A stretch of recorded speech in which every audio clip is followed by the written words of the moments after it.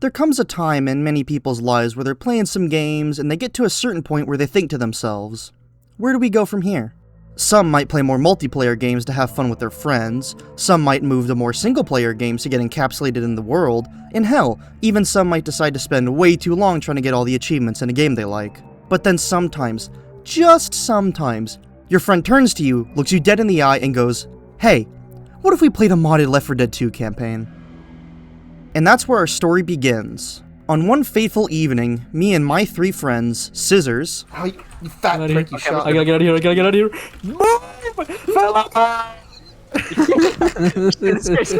Oh, I'm still up. Tosho... When I am cracking a labu and Shut up. You're getting straight teeth from Golden Labu. Shut up, dude. and Shoebox... Let's see it, let's see it, let's see swear it, to let's God. Okay, check this shit. We were all gonna play some good old Left 4 Dead 2 together when Shoebox said that he was getting a bit tired of the same old maps and same old mutations, so why not spice it up a bit with a modded campaign? Lo and behold, what I found in the workshop that night changed our lives forever.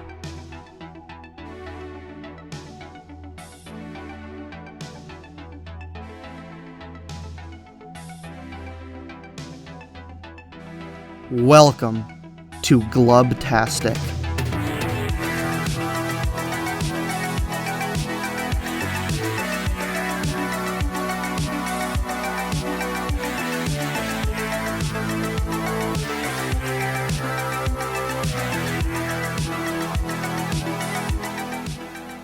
Glubtastic is a 5-part campaign series made for Left 4 Dead 2. They were primarily developed by a young man named Daniel, or Dr. Face, or Fug.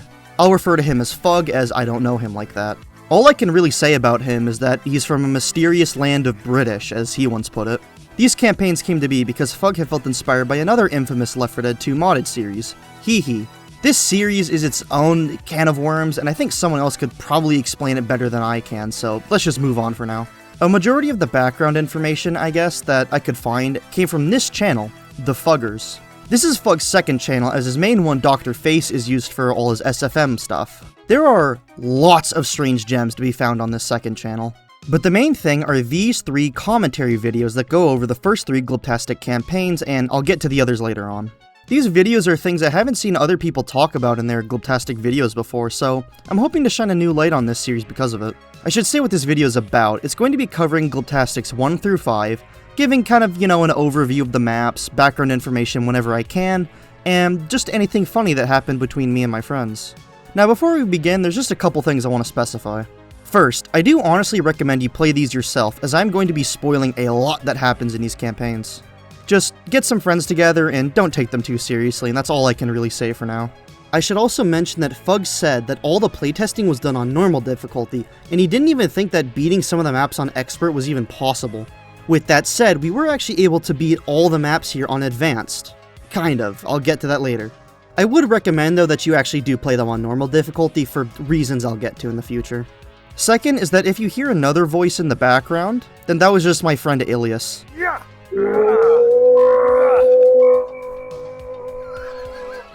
He was there while the 4 of us were playing some of the maps, so if you hear him in the background, just don't be too surprised. And lastly, I feel like I should go through what mods I had installed because yes, I did in fact play this whole series with my custom models on. I'm only doing this for clarity's sake so that hopefully it's not too confusing when I mention like a spitter and then a StarCraft Hydralisk appears, you know?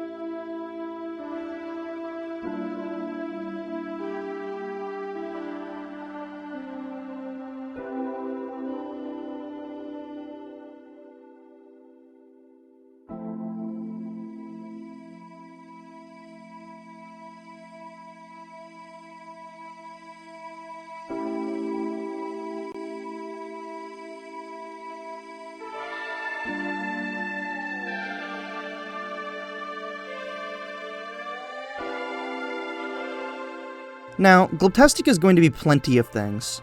It's weird, it's stupid, it's aggravating, but most importantly, it's fun. It brought me and my friends through a truly unforgettable experience that I'm sure we'll cherish forever. Its quote-unquote story, I guess, gave us something fun to think about and just kinda like try and piece together. And of course, it even gave me the passion to make this entire video. And lastly, I think Fug here puts it best. It's not Glubtastic, it's hee-hee. Wait, that's not right. Anyway, let's finally delve into these maps. Okay, actually, one last thing. I forgot to configure my OBS properly, so unfortunately, footage for the first 2 maps and some of the third were all accidentally recorded in 30 FPS, so oops. Everything after that, though, should be fine, so now let's actually begin.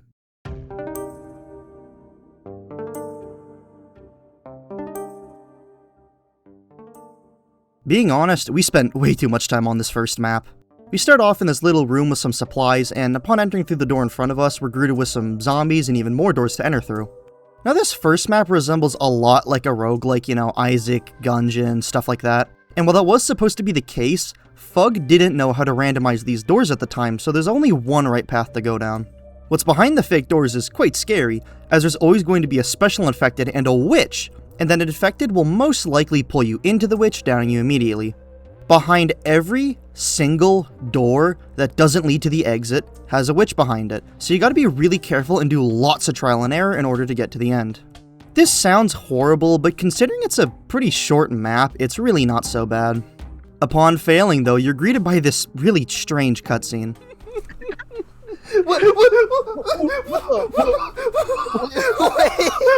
Please music. It's like the Mega Man. This is obviously just penis music, and considering this map came out in 2020, that makes sense. Now, the reason that Rochelle is doing some weird flailing is because Fug said, and I 100% agree with this, that if you put a meme like one-to-one in a map or project like this, it kinda automatically dates it, so he decided to kinda do his own version, and I think it works out. We'll also be seeing this dance a lot more later on, so be ready. After getting through the witch area, we enter the section that involves some light platforming and more supplies. There's 2 white doors on each side and a brown door right in front of us. The brown door is locked though, and that forces you to go into one of the white doors instead. Inside the white doors are 2 rooms that have basically the exact same layout. What makes these rooms different is that in both the white doors, they have more special infected, and both of the brown doors are tanks. Dealing with tanks in such small rooms while trying not to fall to your death is quite a pain, but we did come up with some strategies to try and mitigate this awful part. We first tried luring the tank out into the previous area, but since there was almost no space to dodge him in, it really didn't work. We had also tried killing both tanks at once using a Molotov, and this still didn't work, mainly because, you know, we don't always get a Molotov each time. We eventually gave up trying to kill the tanks once we realized something huge. The brown door doesn't open after you kill the tanks, it'll instead open once both tank doors are opened. With this, we just decided to open both tank doors and make a run for it, and that actually ended up working. A couple more things to mention before you leave this area. First, there's a medkit on the ground in the left room that when you interact with it, it spawns a tank, so be very aware of that. Second, is that a strategy to kill the tanks, and the one that Fug uses in the commentary, is to just body block the tanks before they even jump onto the platforms as they have no way to climb back up. While this is very powerful, there's a huge drawback as the tanks are still able to hit you as they're jumping towards you, so just be careful.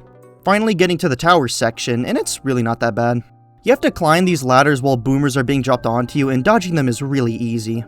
The further up you go, the less ladder space you have, but it's still really not that hard. The only thing you need to look out for is the special infected, because if they grab you, they'll mess you up.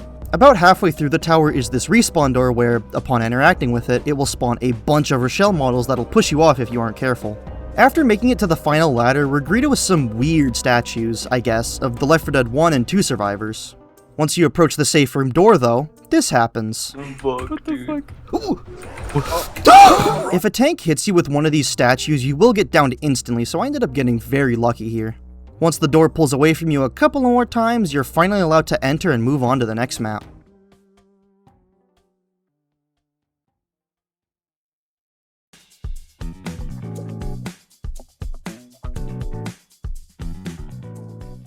Global Coaster is honestly a pretty short map because it's basically just a gimmick map, the gimmick being, of course, you're on a roller coaster. As you go along the coaster, on the left and right sides there'll be 2 signs that pop up, one of a pistachio and one of a peanut. The goal is simple, shoot all the pistachios and don't hurt the peanuts. Sounds easy, right? But Fug decided to add these two little skeletons that sometimes appear, and you just kinda have to guess which ones to shoot through trial and error. Now this does sound like it would be horrible, but to be completely honest, it's such a short map that the constant restarts aren't that bad. If you miss shooting one of the signs or just shoot the incorrect one, a burning tank will spawn inside your cart. This will most likely end your run, but sometimes due to the moving cart and just, weird source physics, I guess, they'll just fall out instead. The hardest part of this map is easily this tunnel at the end, mainly because of how fast it moves along, with all the signs being skeletons, meaning that we constantly have to guess which ones to shoot. Now I don't know if this is an issue because of the moving cart or high ping, but there were moments where I swear I shot the signs and nothing happened. All of this ended up breaking our minds, but some of us were worse off than others. I think that's So fucking confusing! What are we meant to do? scissors is cracking, dude. This is so fucking weird. There's no rhyme. Wits end with this There's shit, no man. rhyme or reason to anything in here. Even just discussing which signs to shoot sounds confusing. What's the tunnel again? What's the tunnel? Right, left, Right, left, left, right. Yeah. Right, left, right. Okay. I tried just shooting at them afterwards. Christ. I won't say which signs to shoot, you'll just have to find that out for yourselves, because of course I can't spoil everything on these maps. After trying many times to get past the tunnel part, we ended up just getting really lucky and were able to pass through, even with the fact that we missed a sign and a tank was in our cart. Oh, and also a random tank just decided to spawn at the end, which almost ended our run. After all of that nonsense, we move on to the next map.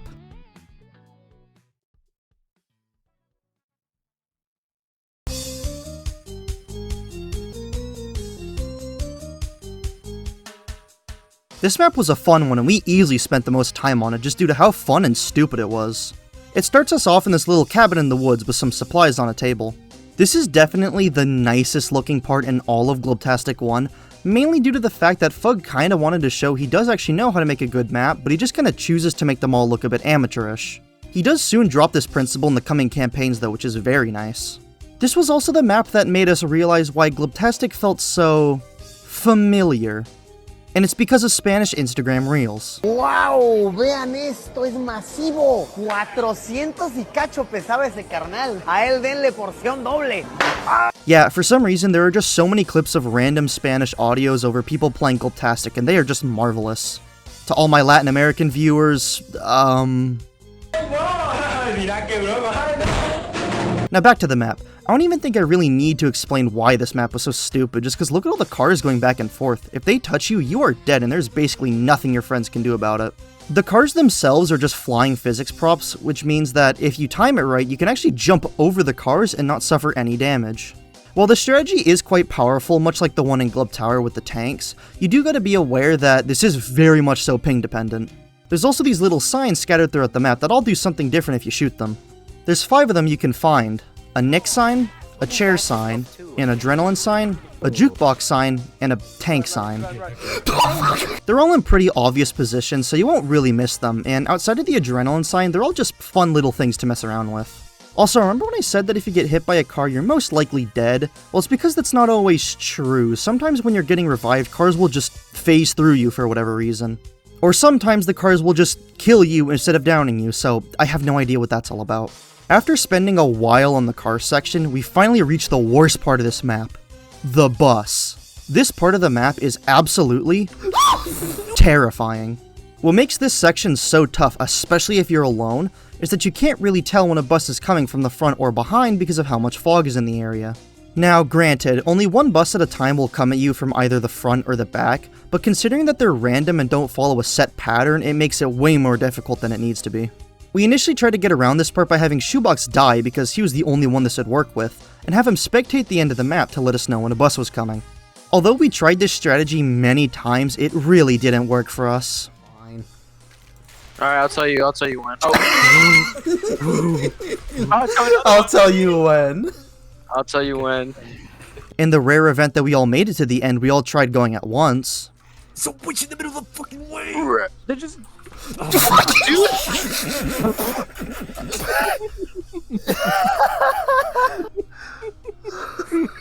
There's no way. We eventually gave up all the fancy strategies and just kinda decided to brute force it all the way to the end with the adrenalines from the sign, and that somehow ended up working. The end area is still really evil though, because Fug decided to add a tank in the safe room. Although once you shoot the tank sign on the left and open the door, there's actually nothing in here, but the moment you enter, that tank will be spawned on top of you and will probably end your run. The easiest way to kill the tank is due to the fact that he can't break the safe room door. If someone goes in and another stays back, or if you're just fast enough on your own, you can actually shoot at him through the safe room door until he dies. This did work for us, but you do have to be careful because special infected can still spawn, but I just got lucky. There is also another sign you can shoot at this final area, the Pistachio Man from the previous map. Upon shooting him, it does this. Fun! After ignoring that little troll and killing the tank, we're done with map 3.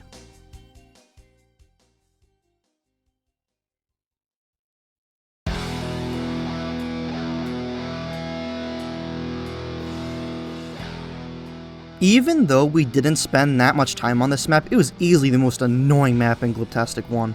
This is the first instance of Fug making a primarily platforming focused map, and it is rough. After escaping through the roof and learning that we're in low gravity, we end up in this weird section where we gotta scale a highway, no relation to the previous map, by jumping on a bunch of different cars to get to the top. This part is harder than it seems due to how you can sometimes get stuck in all the little nooks and crannies of the cars, along with the low gravity throwing off all your jumps. Having to make leaps of faith onto very specific parts of each vehicle that you never really know if you're gonna make it or not is kind of annoying. But the one benefit is that, since you're in low gravity, you barely take any fall damage if you actually do miss a jump. About halfway through this section, a helicopter full of smokers will spawn in, making this section even worse to platform in due to how often they pull you off. Now, aside from the smokers that will spawn infinitely but slowly, no other zombies will continue to spawn, so at least you'll be unimpeded as you climb your way to the top. Once we reach the top, however, we were a bit confused on where to go, but considering this map is called Glub's Sewer Hole, there's a manhole cover that you have to interact with to move further along the map. This leads us into the weirdest platforming section of the map, and hell, probably the campaign as a whole. We have to jump across these random survivor images while trying not to fall on the achievement floor. There's an infinite supply of pills here due to this Francis structure, and when you fall into the floor, you don't actually take any damage, you just get teleported back to the beginning. This Rochelle section is a huge pain to do because they sink really fast into the ground, and you need to time your jumps perfectly, even more so if you have high ping. After the Rochelles, there's this section with some bills you gotta jump across. This is really easy to do. Afterwards, we end up on the very first instance of the infamous Cis face, along with it being a checkpoint. This face is seen pretty much throughout every single Glubtastic campaign and is a prominent figure in the quote-unquote lore, but I won't go over all that until Glubtastic 3, so stay seated. After getting some ammo from the Cis, we now have to jump across these spinning Lewis images, and my god, this part is a pain. They constantly throw off your movement, and they make jumping off of them so incredibly difficult to do. Once you reach the end of the Lewises though, there's a button you can press that raises a gate from the floor so that all your buddies that are stuck on this section can just walk to the end for free. This part of the map used to be much worse than the initial build. First, all of these Survivor images you were supposed to jump off of were originally Survivor player models instead. This doesn't sound too insane, but due to a source mechanic called Bone Followers, it would cause the map to be insanely laggy. Essentially what Bone Followers are, they're just a system that separates player models into multiple different entities based on like different body parts and joints and stuff like that. Second, the Cis face used to just not be here, meaning that you had to do the whole section in one go. And lastly, the bypass button at the end was added much later, forcing all your friends to have to do this section each on their own. Another change I noticed while watching the commentary video is that the Infinite Francis pill thing here used to just hand out a single medkit, which is pretty neat. Before we move into the next area, I just want to highlight the fact that when you jump onto each of these Survivor things, they all make a different sound.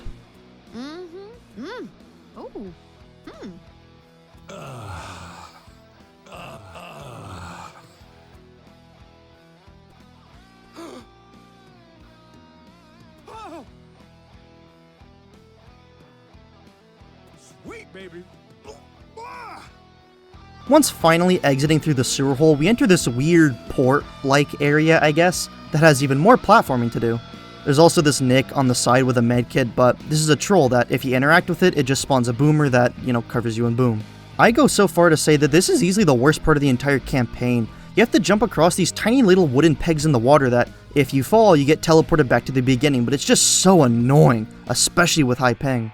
Once you reach the first boat, you have to jump across these rotating Cis faces, and they aren't too bad, just so long as you have the timing down. Although what makes this area so incredibly horrible to platform in, The Smoker Boat. This speedboat will constantly go around the map, eternally spawning smokers that will constantly just pull you off, resetting you to whichever checkpoint they feel like. Good luck if you're doing this part alone. Upon reaching the end of the sys platform, you're on this little set of logs with the safe room door and a button that, upon pressing, raises the floor for the entire port area. Although, when we reached this part for the first time, we were a bit confused on what to do. The fuck? I don't really want to. What the? That one monster truck scene.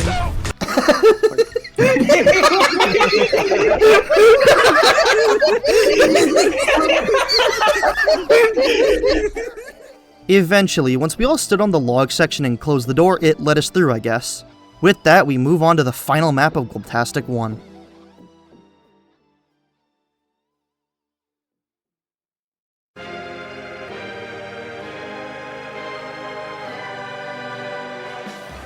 Oh boy, final Glub. This was overall a very good end to Glubtastic 1 with a lot of unique stuff to talk about. We find ourselves in this little hub area with lots of supplies and 3 doors on each of the walls. Behind these doors is unique challenges you have to get through in order to complete the map, and I'll just be going in the order that we did them. The right door has a ton of witches behind it that you need to kill, and considering you get Molotovs in the hub, it isn't that difficult. Just keep in mind that whoever throws a Molotov might get downed or even die. Once they're all dead, you have to deal with 2 tanks in order to get to the door behind them to progress. This isn't too bad because if people are on the outside of the door, then they can just bait one of the tanks out. Once you get through the door, there's a cart full of Zoes you need to push down a large ramp. Luckily, after the Zoes fall, you can fall right afterwards and not take any damage. The left door has a platforming challenge that is a bunch of colored squares that all change on a set timer with checkpoints throughout. This part isn't really that difficult to do as it is just platforming, but unlike the previous map, when you fall here, you take a tiny bit of damage each time. This does make it a bit more punishing, but there is an infinite pill generator at the start of the section to mitigate this. Now, to be honest, I have no idea what I'm looking at, but there's actually a reason behind this. This is a charming little thing that Fug did for the first few campaigns and some of the later ones, but instead of just having like a generic box to give you supplies majority of the time, he would make these stupid little things, and I don't know, I like them. Once you get to the end, you're teleported to a cart full of bills that you need to push down a large ramp again to get to the center of the hub. Also, once you push the bill cart, all the colored platforms will fill in, so all your buddies that are still stuck on this section can walk to the beginning for free. The middle door is kinda weird, and I definitely recommend that you do it first. This part was basically entirely inspired by the Hee maps, where a common troll on those maps was to have a tank spawn right behind a log and hit it into you. We'll also be seeing more of this inspiration in the next campaign, which is nice. At the top, you need to push down a Francis cart just like the others. One thing I neglected to mention were these 2 doors at the beginning of the map that act as respawn points if your buddies die. Now granted, there's only 2 of them, but that's still better than nothing, and considering that these were added after the initial build, I'm grateful for that. Now after getting all the survivor carts back in the hub, we realized that they all form to make a helicopter you need to ride to get out. I don't know where this idea comes from, and neither does Fug. The Zoes are PNGs here because just like the previous map, when they spun around, they would cause so much lag that they just had to be changed. The final thing I want to mention is that each cart has a different little message before you push them. Press my girlfriend, there will be punishment. Push my Fran, sis. And grandfather has fallen stairs. After getting all the parts and Toshio being the only survivor, we finally completed Glubtastic 1.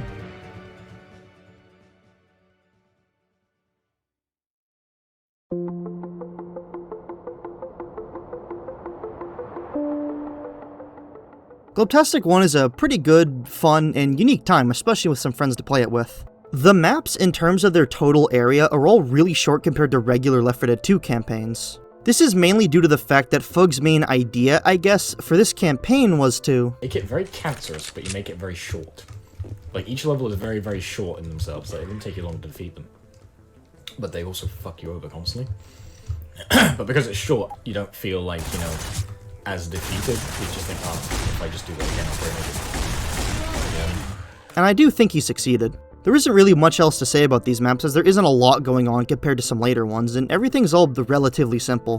Pretty good campaign overall, I do highly recommend it. He did it. He conquered Good. the Thanks, Shadow. Thank you, Shadow the Hedgehog.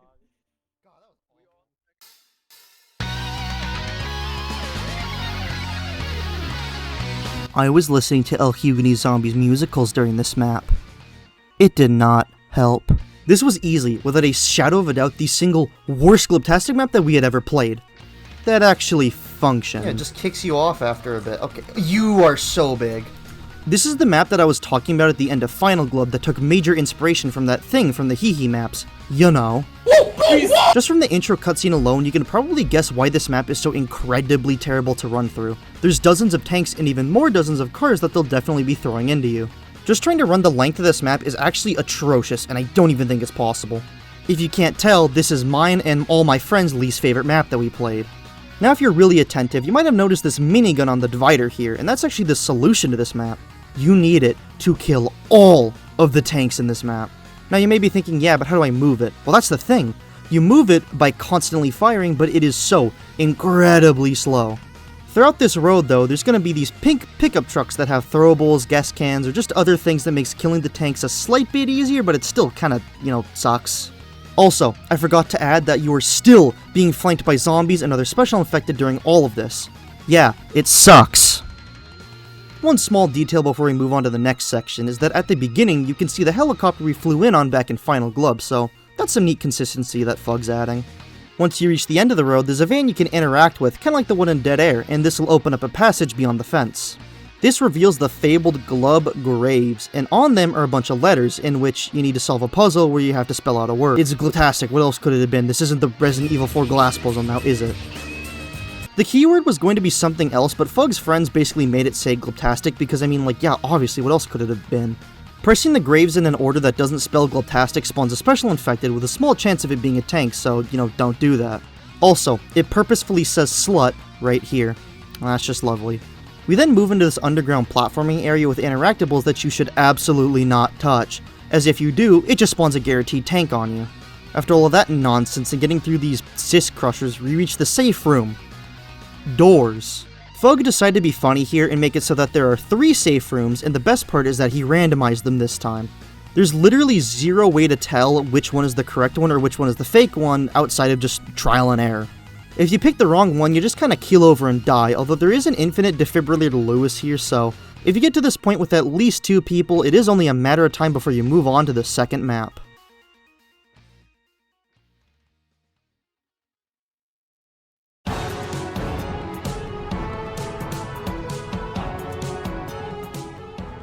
Dear heavens, this map, okay. In heavy contrast to the previous, this was one of our favorites to play through. The Tesco, as we called it, was one of the maps we had spent the most time on compared to any other, but again, that doesn't mean it wasn't fun. After this short little beginning area with some destructible terrain, we enter the Tesco itself, and as expected, there's tons of supplies here on the shelves. The goal of this map is just like the real Black Friday, buy the few things you need and kill everyone in your way. The shopping cart here is really weird with how it works because it'll sometimes just get stuck on nothing, but oh well. After testing in a solo playthrough, this is just a ping dependent issue and it's not going to be the last and it's definitely not the worst, so be ready. What the actual goal of this map is, you gotta collect some food items that Fug had modeled himself just so that they stand out among everything on the shelves. Also, I just have a theory, but I'm pretty sure that when you collect some of the food items, there's just a random chance it'll spawn a witch, so be aware of that. The only reason that we didn't notice this is because there's already so much going on that it just kind of phased through our minds, I guess. This sounds really simple, but you have to go through pretty much every single aisle in the store to collect what you need, and the zombies will almost never stop spawning.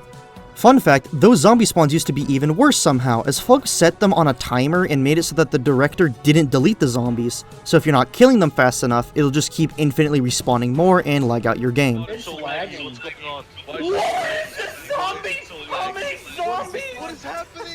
Dude! There's so many zombies! Holy shit! Look at that! What's going on? Oh my god! Oh my god! What is this?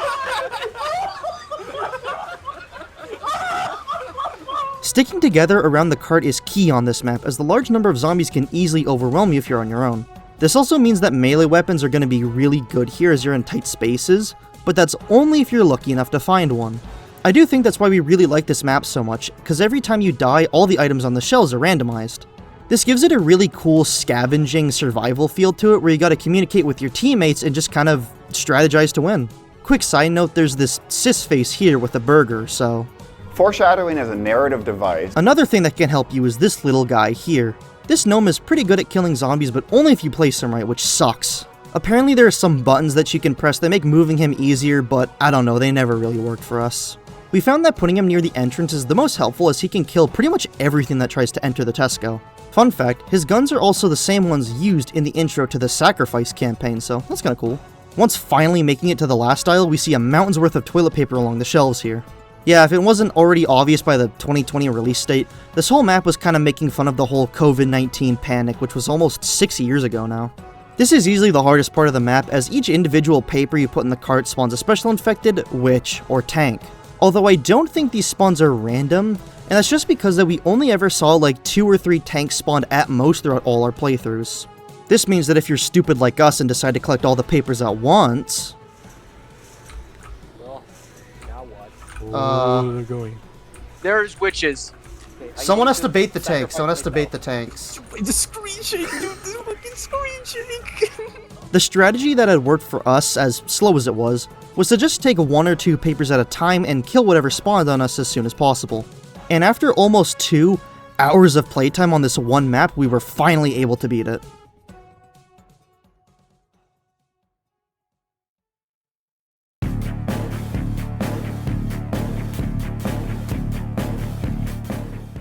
This map marks an interesting turning point in Glubtastic, as it is the first map not made by Fug, instead being made by his buddy, Vince, or Really Antlers.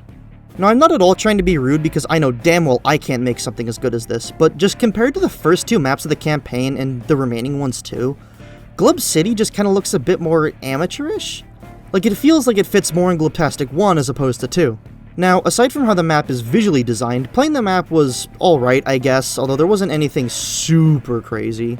I do feel like this is the map that has the most trolls in it compared to every other in the series, and I won't be listing them all, so be aware. Starting off in this room, the door itself doesn't even want to work properly. You have to weirdly push it open every time you want to leave, and it just doesn't work. Going behind the spawn room, there's this weird Francis thing that'll just spawn jockeys on you for no reason if you walk past it. Cool. And when you try to leave, a tank spawns on top of the safe room and throws a log at you. And again, this is only the beginning of the map, by the way. We haven't even walked like 10 feet away from the safe room and we're already being bombarded. You have to kill the tank to proceed, and in such a small area with a giant log in the way, this is hard. Once killing him, there are some supplies on a bench, and beyond that is another cis face which, once stepped on, spawns even more tanks with even more logs for them to hit into you. Also, something that's really fun here that can happen is that both of these tank spawns will just randomly spawn like 4 times what they're supposed to, because why not? Moving along, we get to this ladder with a respawn cabinet, and you won't believe what happens when you try to climb up the ladder. Oh, I saw that. After dealing with those goons and seeing this ladder to nowhere, we went to this nice forest area with this jockey tree that, if you stand under it, it'll just spawn a jockey on you. In the cabin are more supplies and gun bleach, whatever that means, along with... oh my goodness. There's also a really weird Easter egg here that I couldn't get to work myself, so I'm just gonna take it straight from the commentary. Shame, because this one has the one Easter egg that literally nobody found.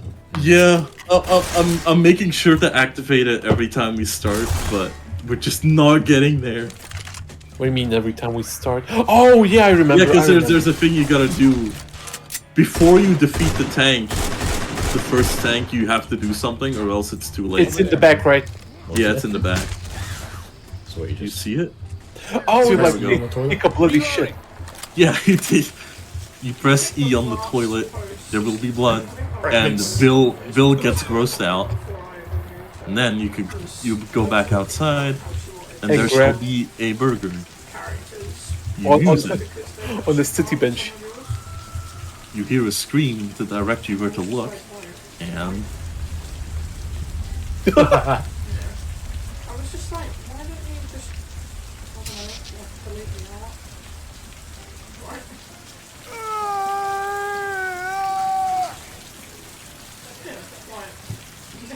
Oh, pretty. All right.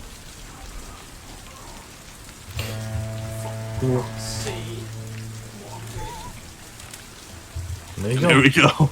We then enter the catacombs here with this weird tank with a spotlight on it. If you stay in his light for too long, you just die, but there is a safe cubby here near the end that you can enter to be out of his sight. Just be very aware of chargers and spitters since they're the best at dealing with survivors in groups. Also, if you try to camp behind the tank, it just spawns a witch on you, which, I mean, is fair, I guess, since you can't really get you from there. Once killing this monstrosity, the gate opens and we are free to leave this strange map.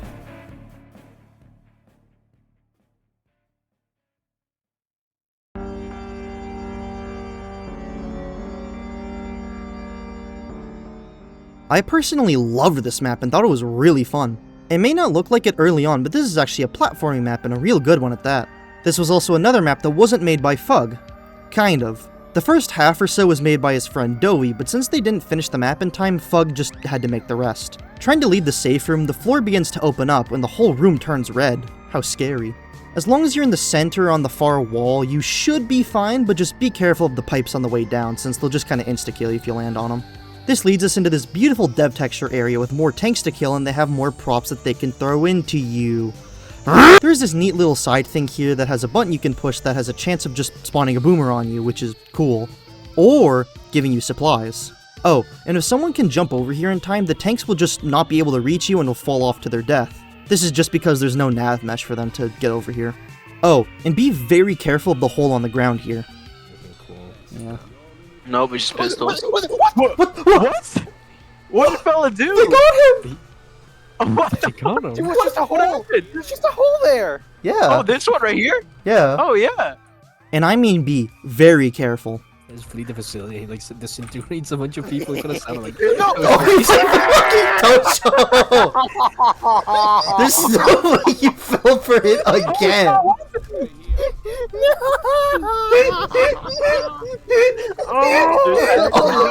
We then get barraged by these tanks on platforms here, but their aim is kinda ass, so whatever. There's also an infinite pill thing here, which is honestly very, very appreciated. Oh, and whatever you do, do not jump on the tank.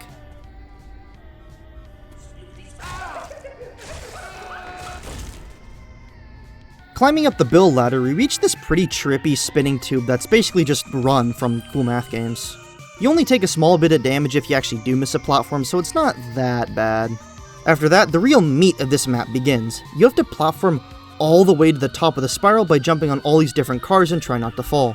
Essentially, this map is just a better version of Glub's Sewer Hole. Now, much like Sewer Hole, as this is a platforming map, it doesn't take too kindly to some teammates who aren't particularly that good at It's honestly quite a lot of fun just trying to jump from car to car, but you do have to be aware of the special infected, mainly smokers and chargers, as they're the best at pulling you off. There's also just a couple of tank spawns here throughout the climb, which is pretty annoying, but whatever. Supplies can also be found throughout the map, which is very, very nice. There's also these armored truck respawn cabinets that are honestly really generous in this map, and Fug starts to use them more later on, which is pretty nice. Just be careful of who you get to rescue you, though. Okay, not Tosho, preferably. There you go. Too bad, you're getting Tosho. You didn't even fucking get me! This is the worst Left 4 Dead play. I didn't even open the fucking door! I honestly wish I had more to say about this part because I genuinely do love this map. But it's just that simple. Platform your way to the top and try your best not to fall. Yeah. There is one special thing here, I guess, where you gotta use this artillery cannon to blow up a hallway that we saw from the safe room. There's also another tank spawn here, but who cares? Oh, and be careful as the terrain here is destructible, so, you know, don't shoot it. Getting around that tank leads us to the penultimate map.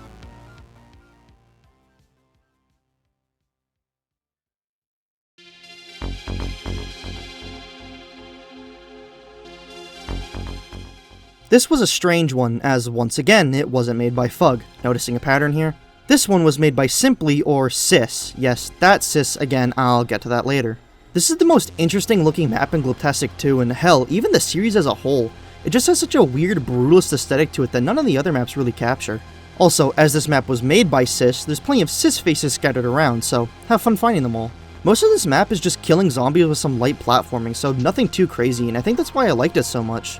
The gameplay just feels like any other normal Left 4 Dead 2 map, and I don't know, I just like the simplicity of it.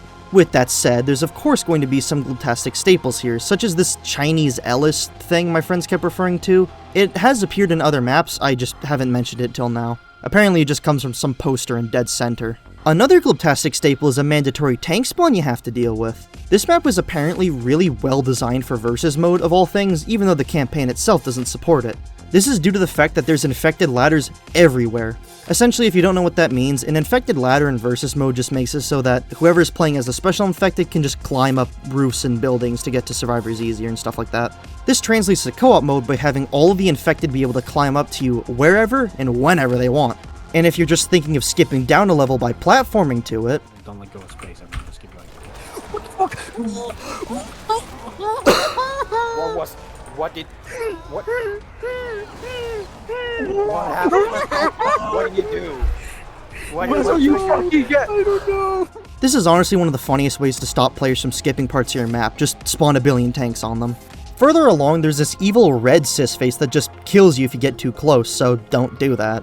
There's also this part that spawns like a million tanks on you, but it wasn't supposed to be this way. These were originally supposed to be a ton of witches, but apparently because Simply didn't know how to do that, they just used tanks instead. The fact that they're tanks also means that these logs here can be hit into you, downing you immediately. Now, as it was getting late while we were playing, Tosho and Scissors decided to leave in the middle of a run, as, you know, they were both dead along with myself.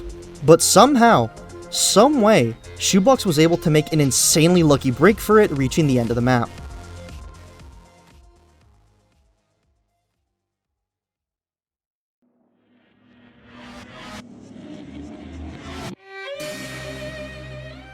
This was such a good final map, and it looks incredible for Glubtastic standards up to this point, and the gameplay is honestly pretty amazing. It's got this really cool destroyed city aesthetic with you having to jump across broken plains, crumbling terrain. God, it just looks so good. But be careful as if you walk too far forward. This is like 2012. Oh my god. That's scary. It's a giant Snorlax, dude, that's scary! The objective is pretty clear. Kill Glubzilla, or the giant Snorlax in this case. Yeah, that is something pretty neat about this. Whatever mod you have over the boomer will also go over Glubzilla, and it's very charming. Now, Glubzilla can actually attack you by sometimes puking all over you, which can just be avoided if you get behind cover. And he can also jump, which does literally nothing other than make you hop in place for a second. Both of these things on their own aren't too bad, but they're quite a nuisance to deal with if you're already being chased by zombies. This was kind of the first map where Fug decided to work with all these kinds of script functions, and I think he did a pretty good job with Glubzilla. What you have to do here is that there are these 4 areas that all branch off from the center that each have a cart full of explosive barrels that you gotta push into the plane here. I do have to say, the center area is quite nice as there's tons of supplies and even a watchtower that someone can just camp in if they want to. There is also no limit to how many carts you can push at a time, so if you're all 4 cracked Left 4 Dead 2 gamer gods, you can get this map done pretty quickly. We, however, are not that, and found that doing 2 groups of 2 is the safest option due to the special infected. Although this also didn't work sometimes. It's too big to jump there's a hunter here. up on it. Please. No! I'm reloading, and there's a guy in front of me. Okay. You also might have noticed that there are these tanks held in trucks here, and they only activate after a certain number of carts are pushed past a certain point. But I will say, because of the way the map is designed, it's honestly not that bad dealing with them, as you can just kind of keep looping them around the crumbling terrain. A couple of things about this map that I thought were neat. There's a random chance that a plane crash will happen near Glubzilla. I know it's a bit hard to see here, but to be honest, it's just the exact same one from Dead Air, so it's not like you're missing much. There also used to be a moment where some helicopters would randomly just take off after a set amount of time, and it would basically be the same ones from the ending of the Parish campaign, although this was removed somewhere in development. There actually is still a remnant of this in the final map, as there's this helipad right in front of Glubzilla. Glubzilla can also bang on the building next to him. I don't think this does anything, and it's just like a cool little animation. Anyway, once you're finally able to get all the carts in the plane, we get this beautiful cutscene that I'm just gonna play in full.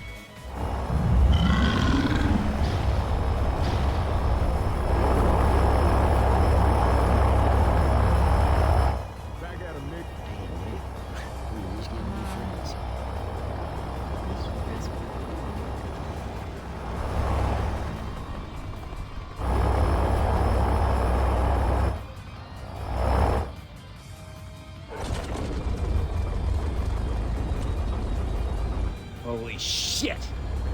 Bullshit!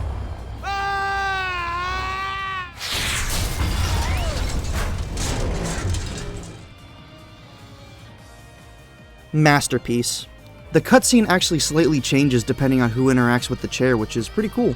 A couple of things I want to mention here. This plane was completely bootlegged from Dark Carnival and Death Toll. The consoles here were just brushes from that concert area at the end of Dark Carnival, and these chairs just come from train safe rooms that are both in Death Toll and Blood Harvest. Also, Demand Suicide just comes from some old image Dovey posted in their server, and it just kind of stuck with them, I guess. Oh, and the penis music dance makes its first return. What an absolutely beautiful final map.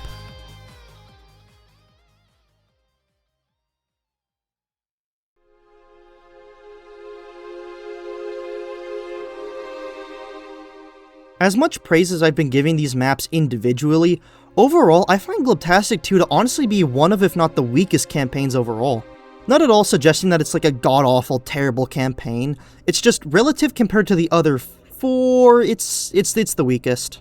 The biggest issue, and something that you might have picked up on, was the fact that each map had its own dedicated, here's a tank, or multiple tanks to deal with, have fun. And while yes, I do know that you can cheese out some of them, it still just makes each map feel pretty long, especially on advanced or expert difficulty. For instance, Glub City took me and my friends around 50 minutes to do on advanced, and it took Fug about 3 hours just to get through on expert. All of this made it so that, without a doubt, Glubtastic 2 took us the longest to complete out of any campaign. Again, this doesn't mean that they were individually bad maps, but when you pair multiple tank spawns together, it kinda just becomes a slog to play through. The one good thing though is that this is the absolute worst the tank spawns get in the series, so thank goodness. Now in terms of the visual quality of this maps, my god do they look so much better compared to Glubtastic 1. Pretty much every map has such a unique look to them, and I do think the biggest contributor to that was, Fug had his friends make some of the maps. The 3 that his friends made were also weirdly beautiful in their own way, and I honestly kinda loved all of them. Overall, pretty decent campaign that I really only recommend you play if you're gonna go through all the campaigns like we did. Good. Dude, I sacrificed Dude. And remember,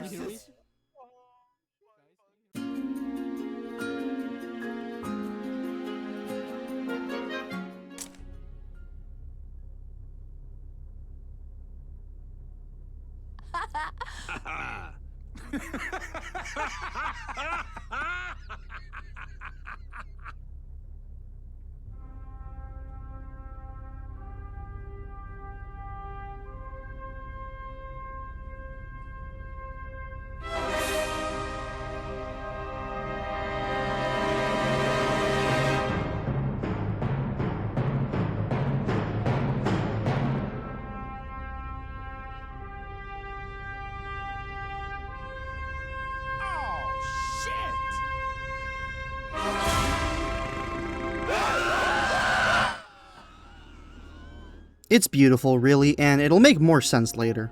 This map is really where Glubtastic starts to take itself a bit more seriously, but I mean, that isn't really saying that much, honestly. But hey, at least that cutscene had a storyboard to it, so there's that. Finally getting to play as the Left 4 Dead 1 survivors this time, we have to walk across this long path where boomers are rolling on ice.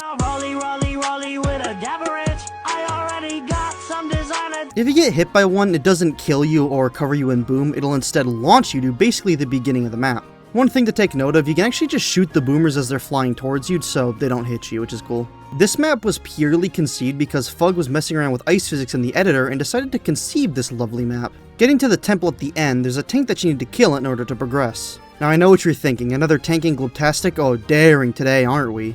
Well, kind of? Not every single map has a mandatory tank, and the maps that do have them play a bit better around with how they're designed. What I mean by that is that they're not locking you in a box or spawning a billion on you at once. Plus, at least you can cheese this guy with the ice physics, so he's not too bad.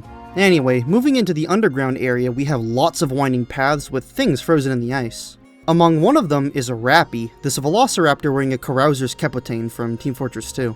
Rappy comes from this old SFM series he made over 10 years ago that got pretty popular, so that's honestly pretty nice. This is what's on Fug's main channel, like I mentioned in the intro. It's called Dr. Face, and it just has a bunch of SFM animations, and they're all pretty funny. One funny thing about this model is that it comes from this Glub server in TF2 where you could actually play as Rappy, and it was just taken straight from there and frozen in the ice here. I should also mention that there are just a bunch of items and supplies here throughout that aren't actually trolls, which is kinda nice. Leaving this cave area, I guess, we then find ourselves with more boomers flying at us, except this time it's on a slant. How scary. Except it actually is scary because now if a boomer hits you, you just kinda die. These reflections on the sides here are kinda neat as they're important for something later I'll mention, as you can only have one reflected shader running in the map for some reason. So this means that the beginning of the map isn't just rendered out, it's just straight up deleted. Getting to the top of this hill, there's 2 tanks this time, but because of how long of a way down it is, you can just outrun them. Also, this can just happen sometimes, I guess. Both the charger and the boomers. Oh my god. That's not fair! That's so not fair! After dealing with the tanks, there's this puzzle here that relates back to those reflections I was talking about. It's because this isn't actually a true reflection, as we saw a zombie on the bottom part and figured that we had to shoot through the glass to progress. This part is weird but kinda funny. We first get to interact with this Lewis holding a red pill and a blue pill. The blue one turns him into a bunch of pills, and the red one does this.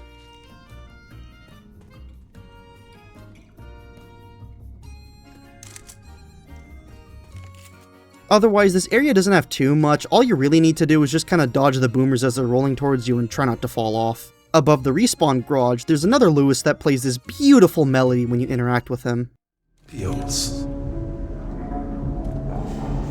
Grab them pills. Grab them pills. Pills! Pills. Pills. I'm truly moved to tears. After getting jump scared, just like the first ever map, we get to complete this lovely experience.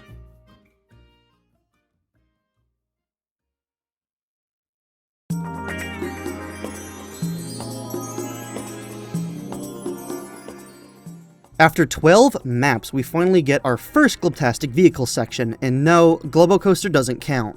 Pimp My Glub is a long map compared to most, and with no checkpoints throughout, unlike some later maps.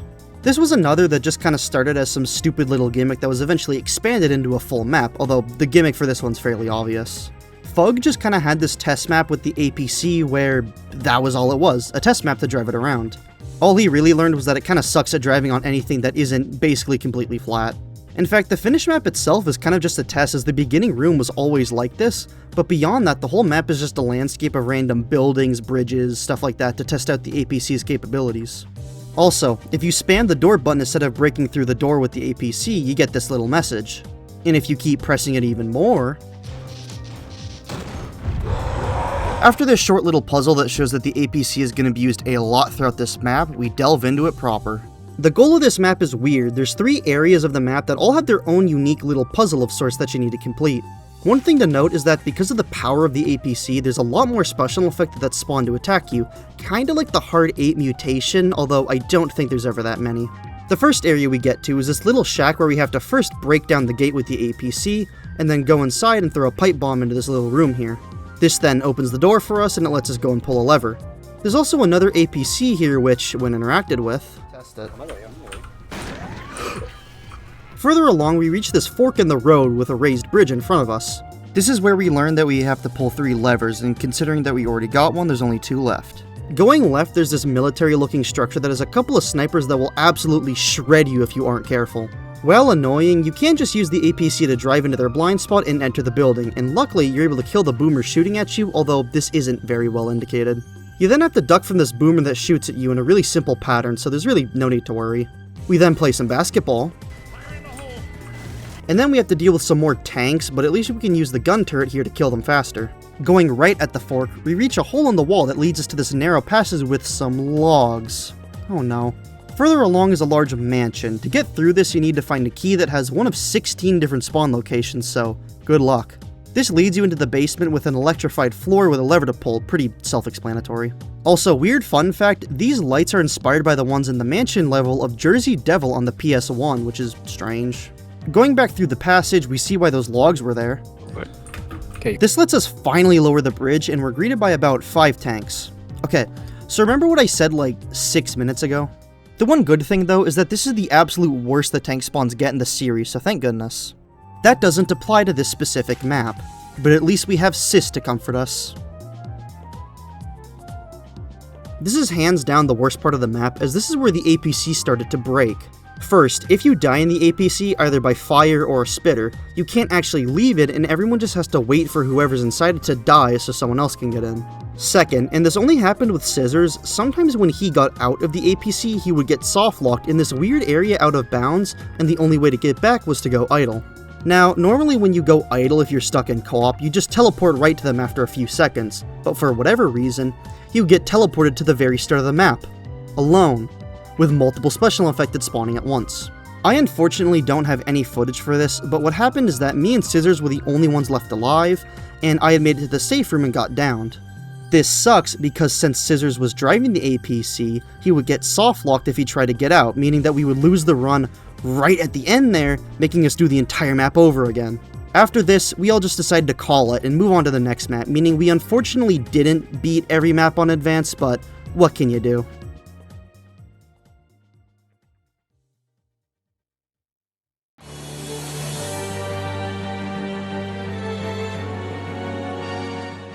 We all love this map honestly, but it's also really flipping scary. But before we get into all that, I think it's finally time that we address the sis in the room. So originally, we had all thought that this was just some weirdly edited image of Francis, and looking into it a bit, that's what some other people think too. I mean, due to the name similarity, and also because you can vaguely see the resemblance if you squint, it's not that hard to believe. We also kept referring to this guy as Glub, because the name Sis isn't mentioned until the map right after this one. But of course, none of these things were true. As I had mentioned back in Knee Deep, this is simply one of Fug's friends. He seems like a lovely chap. Amaya he, Amaya who, Amaya ha, Amaya ha. The lore behind the Sis face is so odd, and I mean the lore that they made up, not just the fact it's, you know, a photoshopped image of Simply. Sis was a man who loved Doom so much that he bought the helmet, I'm assuming the ones from those like collector edition sets, in order to become the Doom guy. This, however, was a curse, as he could not take the helmet off. He tried so hard to do so, but by that point he had already become Doom, and in trying to take off the helmet, he warped his face horribly. What a sad fate. I should also just mention this now, if I'm referring to Fug's friend, I'll say Simply, and if I'm referring to the face, I'll say Sis. So now, that cutscene back in Glub on Ice. So Glub does actually exist. It was that thing on the loading screen of Glubtastic 2, and just to skip ahead a bit, it's a tank model in the final map. Quick side note, I should mention that this is a really old Boomer mod that Dovey had made a while ago. So, are both the tank and the Boomer Glub? Is one of them the true Glub? Am I looking too far into this? Who knows, really. So now on to the actual map at hand, and it's pretty simple. This map is basically just like Slender the 8 Pages, where you have to go around a dark forest avoiding something, and that something is Sis. He'll lock onto the closest player and chase them down forever unless you enter one of 2 special areas. The first is the safe room that you spawn in, and the other is this cabin later on. If you're in either spot, Sis will instead lose interest, and if no one else is around, will go back to the center of the map. Yes, center of the map, as this is technically the only non-linear map, unlike, you know, every other Glubtastic map. With that said though, it is pretty easy to navigate. It's intended with the lights here that you're supposed to start by going right, but you can actually head left into the dark for a bit and do a reverse loop of the map. Now, like Slender, there's things you need to collect. Here, it's 5 burgers that you'll find along the forest. In that cabin I mentioned is the first burger, along with a Sis baby. Something kinda scary here is that the infected can just kinda open the doors if they feel like it, so be aware of that if someone's like idle or whatever. There's also this neat part where you climb onto these platforms with bridges, and I don't think Sis can get you from up here, at least he never did for us. There's also some Glub graves over here, along with another burger. Moving along, you'll find your 3rd and 4th burgers, as well as this gazebo with lots of supplies in it, but you can't wait for too long because of Sis. A couple more things about him. The more burgers you collect, the faster he gets. By how much? I don't know, because Fug also doesn't know. When he actually gets you, you just kinda insta-die, so that's cool, but considering how slow he is generally, it's not that bad. You're also actually able to tell how close he is, as there's this faint cricket audio that gets louder depending on the distance.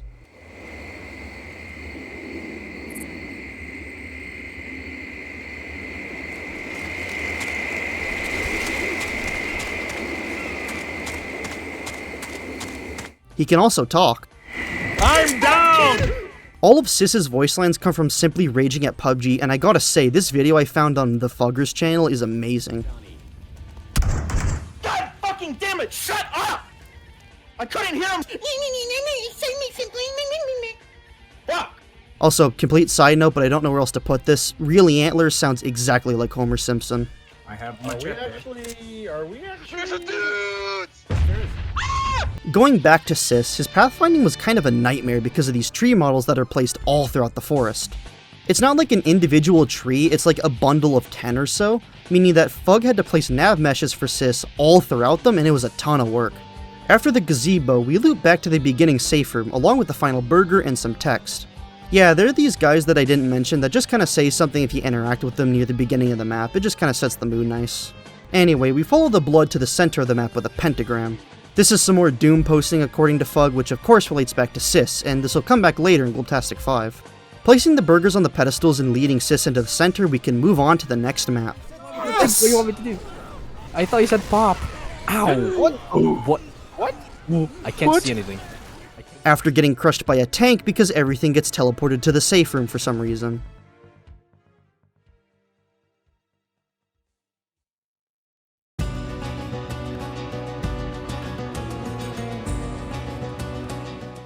Once again, this map was not made by Fug, instead being done by Really Antlers again. The idea behind this was to basically have it be the aftermath of the whole Sis cult thing with the forest, I guess. After leaving the safe room, there's this APC that you can interact with. Let's look at him and him fall. An explosion. Where is he? There he is. Oh, he screamed at us. He yelled. Damn, you got scared, man. I don't know. I don't know how many fragments there are, unfortunately. This is your goal: collect the 4 Sis fragments scattered throughout the map. It is going to be a long journey, however, with some pretty difficult holdouts, and that kind of makes it like the most normal map in all of Glubtastic. Aside from some obvious Glub staples, you know, like a hidden Sis face here, but just talking about the gameplay, it's just so incredibly normal. Again, this is one of my favorites up there with Knee Deep. It's just a nice, simple experience. Going into the sewer area here, though, there's something interesting to take note of. There's this button that's hidden behind some boxes with a danger sign, and when pressed, it spawns 2 boomers on you. That's not what's interesting about it though, as if you can somehow kill the boomers before they puke on you, there's this Left 4 Dead 1 comment that spawns up here. Every time you kill a zombie here, 2 or 3 more will spawn in its place, which will eventually just lag out your game. The only reason that this wouldn't really happen is because the boomers at the bottom will most likely cover you in boom, which will aggro the zombie up there, causing him to fall down and not spawn zombies on his death anymore. Moving up, we enter the man room, as Really Antlers calls it, with all these boomers that are here. Ignore my mod glitching. Interacting with the boomers, they do a little jig and then explode, with the one at the end being really scary. Can we get it? Whoa! After dealing with that, the door back downstairs opens up, allowing you to progress. There's also a lot of wheelchairs here, but I don't know, maybe God needs them or something. Getting through the tunnel, we arrive at the worst restaurant ever, Canucks Stay Winning, and inside there's a little Sis in the sink. Apparently this Dunkin' was based on a real location, but Really Antlers has no idea from where though. Also, if you no-clip out of the map, which obviously you can't do with friends, there's this little side area with a button. Goofy AMF.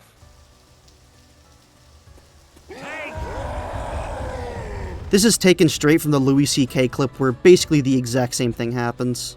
The only reason I knew what this was from is because my brother would constantly quote this scene all the damn time. You would not have survived the camps. Anyway, there's this truck full of sisses here, I guess. Moving up the Dunkin' and dealing with another tank that isn't too difficult to be honest, we get this beautifully hand-animated cutscene of a bunch of glub graves making a bridge for us. How lovely. We then enter another dev texture area and enter what I believe is the only normal holdout in the entire series. We have to interact with this shovel to dig up a Sis stuck in the dirt, which will spawn a horde on us that we gotta defend. This part is really hard honestly, just due to how long it takes to get here, combined with the fact that you're just gonna be so low on health and supplies, especially on higher difficulties. Once grabbing the Sis and moving on, we end up at a Whataburger. This was here because Simply really liked going to Whataburger and would constantly talk about it a lot for some reason. This Sis in the freezer likes to jump around a lot before you can actually pick him up, so that's kinda fun. Grabbing him alerts the final horde as you push into the final area with lots of safe room doors for some reason. Here is where we finally get to put all the fragments into a pot, which will rebuild Sis into a helpful one that opens the gate in front of us. One thing to note is that this Sis with the sunglasses is literally never seen after this point. He only appears in this one map, and I just thought that was kinda funny. One last note, apparently sometimes the Sis flying into the ceiling can make this lamp fall on you, and if it hits you while you're on low enough health, it'll down you, so that's kinda funny. Anyway, going through the gate leads us to the next map.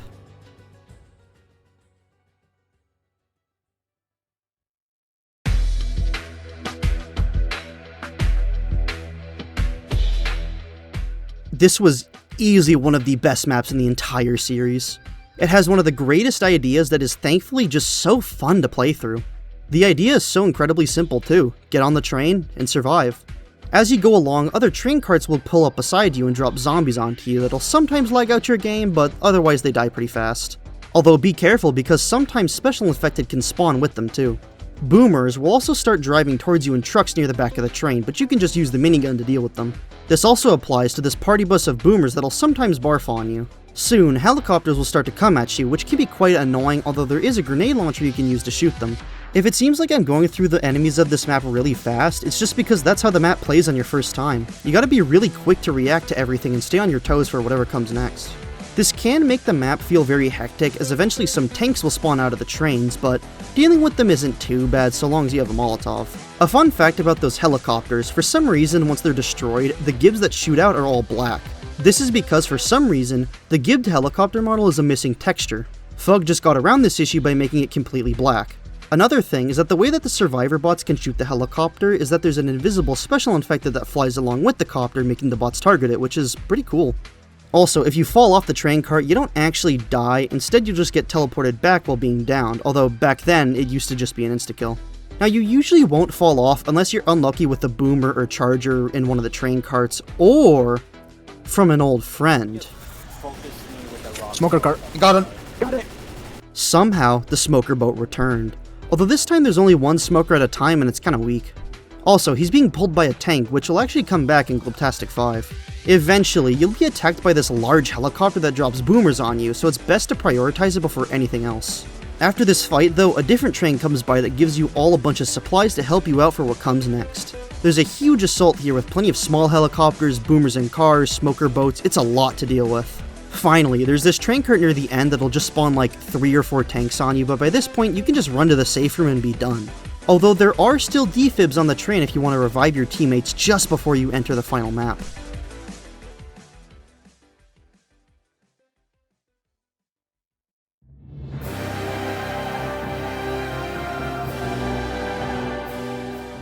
This was, without a single doubt, the map that took us the longest to beat by far at a little over 2 hours.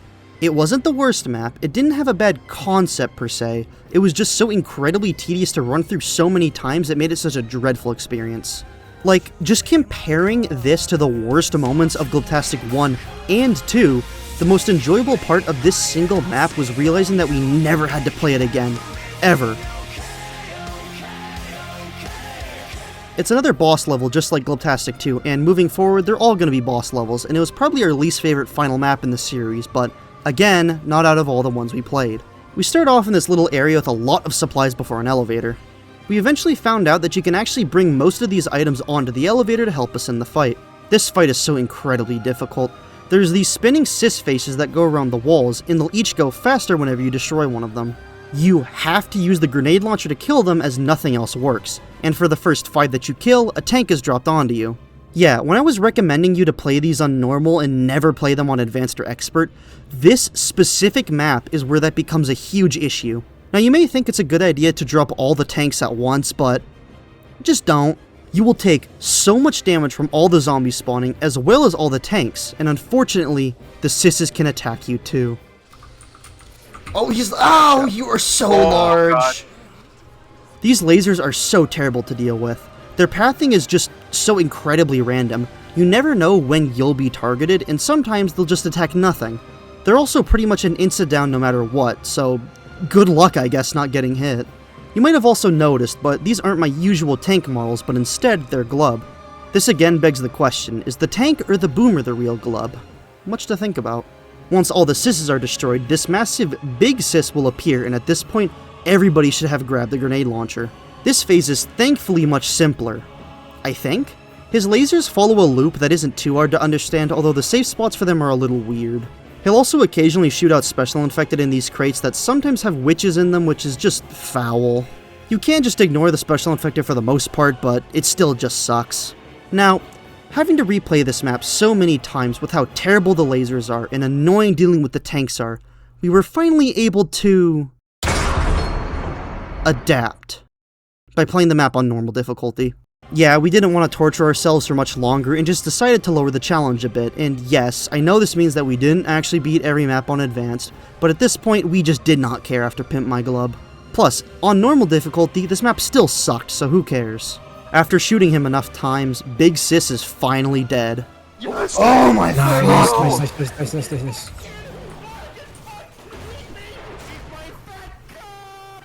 That beautiful destruction animation was entirely made by real antlers, as well as the one for the smaller sisses, so good job. We then get another end cutscene, although this one just shows that there's plenty of more sisses that are still out there. A couple of things about this final room. This was actually a map that simply had started way back for Glubtastic 2 but never finished, so Fug decided to include it here. Also, according to Simply, this is apparently a reference to Blade, but I'm not considering that to be essential to understand the Glubtastic lore or whatever. But in any case, what a mediocre map.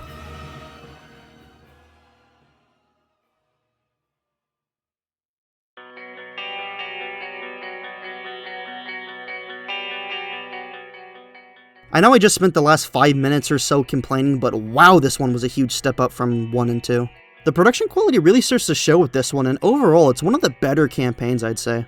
The maps all look incredible, their gameplay was fun most of the time, and the quote-unquote story that starts to develop here was pretty funny. Even though there were some horrible tank spawns, they weren't horrible overall, just really bad in a couple of maps. So many of the maps here just had really unique ideas, and even though Fug made all of them, except for one of course, they all feel so incredibly different to any other map. The unique mechanics of each of them, like the ice, forest, or train, they all work so well within Left 4 Dead, and that's what makes this campaign stand above the rest. There isn't really much else to say, just some well-executed ideas most of the time, with fun gameplay. Overall, I highly recommend this campaign for you to play with your friends, just of course not on advanced or expert. That's awful. That's awful. Now, before we move on to Glubtastic 4, I think we need to go back a bit first, all the way to 2016.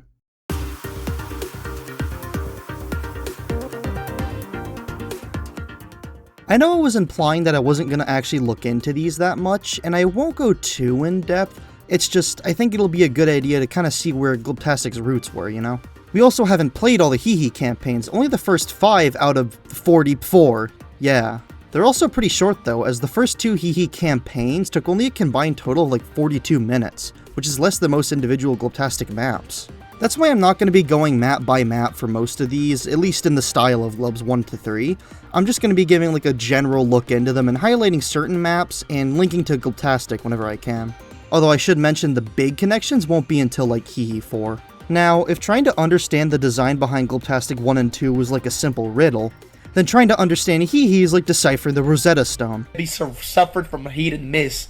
These maps are so weird and make almost no sense, so I'll try my best for these. Like, the first map of the series took us 40 seconds to beat, it was that simple. Its layout is also pretty reminiscent of Glub Tower, and there's also instantly 2 tanks spawned right on top of you, so there's a lot to think about there. I also just straight up didn't have any footage of map 2 because it only took like 30 seconds to beat, and oh yeah, there's only 3 maps in this campaign. Map 2 is literally just a train, by the way. You just go from point A to point B and do nothing. That's what makes these campaigns so weird to talk about, because unlike Glubtastic that had almost too much, Hee just has so little to go off of, and that's what makes them feel so, like, esoteric. And then when we get to the third map, it's just a simple holdout that we didn't really understand, so whatever. Hee 2, luckily, has a bit more to talk about, because look at all of this. I truly wonder what went through the creation process for this. The map itself is pretty simple, it's just really open and long, which is a trend I noticed with a lot of early Hee maps. I mean, I guess there is this part at the end where you just gotta run in a red corridor, which is scary or whatever. The second map of Hee 2 is where we start to see some early Glubtastic inspiration. Get out of here! What the fuck? Oh my god, bro! Again, though, this map just feels really open, with plenty of more tanks later on that you can kind of just jump around. I should also say the aesthetic here is kind of weird. It's like we're shrunk down in this, like, dining room area, I guess.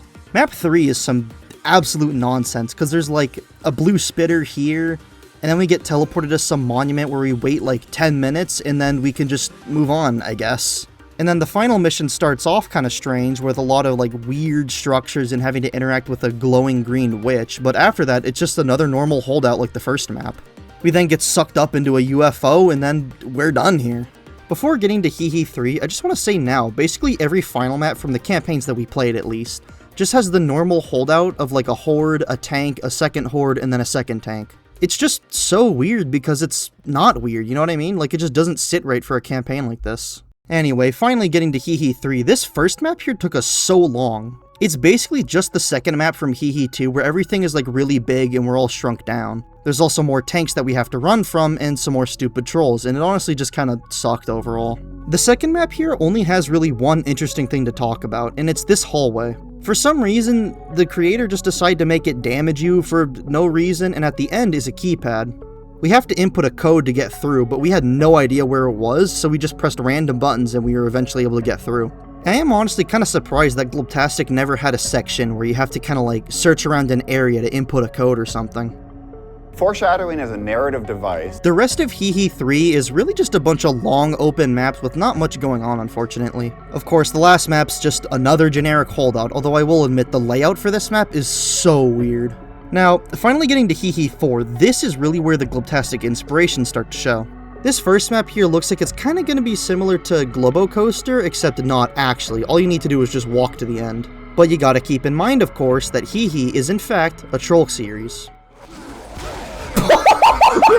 Other than that, there's like nothing else. The second map has some ice physics, which is pretty neat, although a bit annoying to deal with. Oh, and of course there's more tanks here, because why wouldn't there be? Map 3 is only important as it's the beginning of the infamous Hehe troll, a log in front of a tank. To be honest, where it's implemented here, it's not that bad to deal with, so let's just move on. Map 4 starts with this beautiful melody. There's a boat. There's a boat. Turn up your music volume. Options. Audio. They're playing some beats. And then we have to deal with the tank in the safe room, much like the ending of Glub Highway. Map 5 had legitimately nothing going on except like a floating present, I guess, and Map 6 has a bunch of hunters getting ready to lay down on Zoe. There's a bunch more rejected Zoes outside, and I really do not like the implication here, but I also don't like what any of these maps are trying to say, so whatever. There's also some tanks with spotlights on them that shoot you if you stand in their way. How interesting. Further along is the greatest thing I've ever seen. A stock image of a woman, followed by League of Legends gameplay, with a witch under it. Truly environmental storytelling at its best. Map 7 though, oh dear god, this one was awful. Okay, so there's no major Glubtastic things I can pull from here, aside from it being terrible to play like Glub Graves. There's two paths to go down, so let's go the way we did first. I should just mention ignore the skybox here, that's not important. Well, first off, we didn't pick a path because the moment Scissors, yeah, he was the only one I played Hehe 4 and 5 with, opened the door in front of us, we got swarmed by two tanks. We then decided to go down the right path, which had lots of thin hallways, nothing too unusual, until there was this marking showing the safe room door was ahead. There were also some supplies, which was very appreciated, but because we're stupid, we had forgotten that these are, in fact, troll maps. I should probably be using my melon arm now.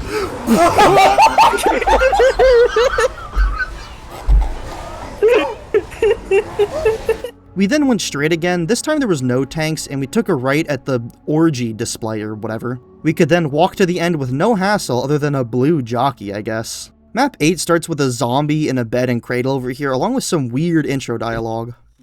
Honey, he ain't coming back. Honey, he ain't coming back. Big gun. Followed by more tanks, of course, yay, and ladders that were also really annoying to climb down. Otherwise, it was pretty whatever, although I almost died at the end since I was so low on ammo. Map 9 was just weird, if only for how simple it was. You just have to walk all the way to the end here, and there's like 20 zombies, and that's kinda it. There is a giant stumbling bill here, I guess, and a bunch of smokers near some boats. But it wasn't that bad. Oh, and there's another tank in the safe room, because why not? The 10th and final map, yes, this campaign was 10 maps, was just, get this, another normal holdout. Okay, so what did we just experience? Like seriously, who could have possibly made such a weird maps conjure from the depths of their mind? Chen Chen. Being so for real, it is really hard to find any information on Chen Chen, and all I can say is two things. Their name is Chen Chen, and they are from China. Fug had discovered these maps because one fateful evening, I guess, Really Antlers was just streaming the maps, and they decided to all play them. Eventually, Fug just kinda wanted to make his own version of Hehe maps and started messing around in the Hammer editor during his job, and he eventually came out with Glubtastic. He really never expected the campaigns to get to the popularity they did. And because of all the feedback, although he came up with a lot of these himself, he began updating the maps and eventually he made Glubtastics 2 and 3. It really is incredible what his little group of friends made through playing these mystical maps from China. Hell, even Dowie once said he pretty much learned V-scripts due to working on Glubtastic. And I mean hell, even Really Antlers and Simply were able to help out too by working on it by making a couple maps. Is this what Glubtastic was about the whole time? Bringing your small little circle of friends closer in order to learn and grow as people? It really brings a tear to the eye. So let's do it. Let's go all out on one final Hehe campaign. Just this once. Hehe 5 starts us in prison. Yeah, kinda odd start, but there's more music this time, but my god does the quality sound bad. I wish I could see more, my flashlight is very small. Nothing out there. Song's alright though. This area is pretty cool. You gotta find your way out of prison, and there's a bunch of different items trapped in cells here. It's got this really cool exploration vibe to it, and honestly it's pretty fun. After exploring for a bit, we end up underwater, I guess, and gotta make our way through without drowning. There are pills and adrenaline though here to help out, which is pretty cool. We then gotta fight a coach tank, alright, and then move into an elevator. Side note, there's this minigun here that'll just kill you if you stand in front of it, so don't do that. This finally leads us outside where we gotta walk down a long road. At the bottom, Scissors and I got really confused because there was pretty much nowhere to go until we found out that you just gotta climb the vines like a ladder. Chen Chen's mind is truly an enigma. This brings us to the final holdout where we gotta stand on this little block in the ground and you just kinda gotta defend for a while. Lots of charges will spawn here, but if they're off by just a tiny bit, they'll hit the water and die instantly. Oh, and there's also some more music. Shit's getting serious now. That's a smoker. What? And once the holdout's done, we're out of here. Oh! After the charger, here glows green and turns into a tank. How strange. Map 2 is probably one of the weirdest, and that's saying something. We start off in dead center and gotta immediately deal with a couple of tanks. Cool. This lets us go through the floor and then through a toilet to progress. This brings us to an open swamp thing where we gotta interact with some trees that spawn a tank. Also, sometimes we move really fast in the water and sometimes we don't. I have no idea why. Once that's done, there's a tree on top of this large hill, and since we were both low on health and supplies, we had to play it real safe. I'm scared. Do we go there? Probably. Only for the cube from Loot Lake to spawn. Going up to it, it almost got me killed, but the safe room is right here, so oh well. Map 3 feels too normal to be in Hehe. Like, it has kind of a cis fragment vibe to it. It's really just a long journey of getting from point A to point B with some fun things to do along the way. Most of them are just stupid, low compressed images that are really hard to read sometimes, or sometimes there's scary stuff. There's a short little holdout here, nothing too crazy, and getting through that brings us to this very, very open valley. This area looks pretty nice, honestly, and the tank here is really easy to deal with, although I think it was just a random spawn. This last area is pretty weird, though. You gotta interact with this box that summons some Chinese that's just telling you to find the head and body of a broken key. They're both just off to the side here, so it's no hassle. Opening the gate then summons another tank that we gotta kill, but again, he's not that bad to loop. I also just want to highlight this truly awful hunter. He's struggling. Oh, there he goes.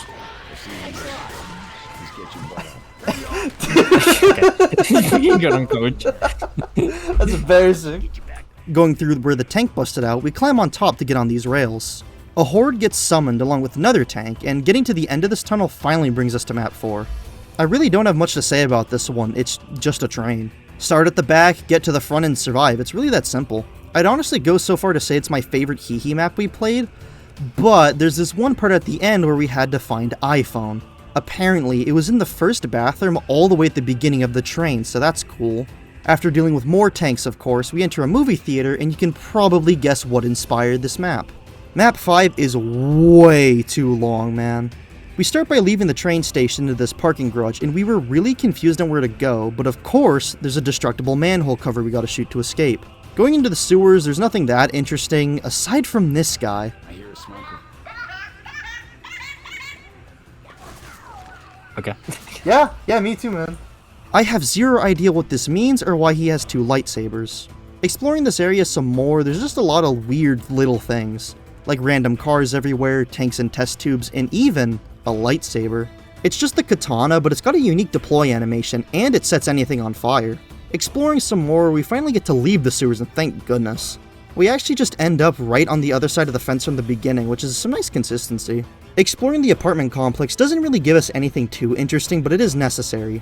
There's also this weird red tinted cube thing with something that I am not allowed to show here, along with a little keypad. Grabbing the keypad and interacting with the cube lets us move on for some reason. This brings us to a gun store so we can finally get more ammo, because we're about 2/3 of the way done this map now. There's another tank here too, I guess, but he can get stuck on the door here, so whatever. After killing him, we end up back on the streets again, nothing much to say. Going into another complex, there's some medkits, although some of them are fake, a respawn cabinet, and a tank singing. Nothing much else to say at this part other than this really weird sound that was playing when a tank spawned. Yeah. We almost didn't make it. Once killing him, we gotta escape through the ground and go into this burning section to finally enter the safe room. Except not really. This is a fake out as tons of spitters will spawn in the roof here to try and kill you. What you're actually meant to do is shoot at the ground, of course. This leads us to hee, how scary. Along with more tanks, yay! I also must say this is the weirdest room I've ever seen in a Left 4 Dead map, period, because actually what am I looking at? Luckily, the safe room's at the bottom here, so let's move on. Map 6 was so short in comparison. We started in this nice little room with some supplies, and after breaking through the floor, we enter this area that looks like it's under construction as we have to fill 3 generators. Unfortunately, we had to restart because for some reason, the AI survivors spawned outside the map and we couldn't get them to teleport to us. Anyway, after filling the generators, a small horde you gotta kill spawns, which, you know, is pretty easy. We can then ride the elevator up out of here, and this leads us to more backrooms with nothing too interesting, which then leads us to another broken elevator that leads us into a dev texture area, and the map is over. Pretty simple, I guess. Now this last map is actually kinda different because it's not a normal holdout. We gotta platform down as more tanks are chasing us. You gotta be real careful because if you miss a jump just slightly, you'll die. At the bottom is some glass you gotta break through, and then beyond that is some more build. Oh. What? Oh.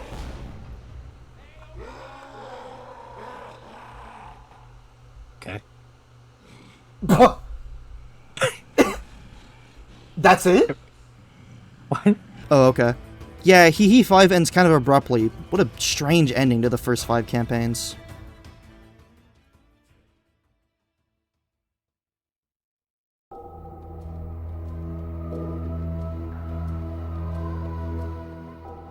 These campaigns were so weird. Even after finishing all of Glubtastic at the point we played them, nothing could have prepared us for the stuff that happened here. The trolls were so odd, the gameplay insane, and the designs of the maps were all psychotic. But that begs the question, did we enjoy them? Kind of. Like I said, they weren't anything like we'd played before, but considering that the tank spawns here are worse than like in any Glubtastic map, it would make sense that we weren't the biggest fans of them. They were never so god-awfully terrible or difficult that we couldn't beat them, they were just pretty annoying. I really wanted to go over these first 5 just to really show some of Glubtastic's roots, as well as showing that they could have been so much worse. I also really wanted to show the differences between Glubs 1 and 3. In 1, you can really clearly see a lot of the Hee inspiration with the trolls, gameplay, map design, and how a lot of that starts to change in 2, but especially 3. It's just really interesting to see that stuff shifting in real time.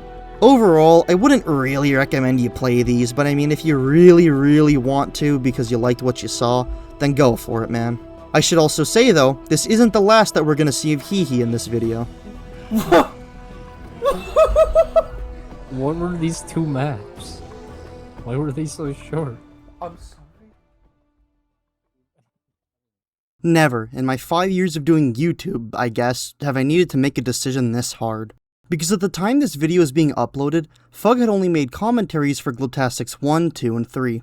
I ultimately decided, and asked my 3 friends of course, if I should either wait for the others to come out or just finish the video, and I went with the latter. I did leave a comment on Fug's Steam profile asking about the commentaries, and he basically just said, we're trying to get to those, but bugs always come up when we try.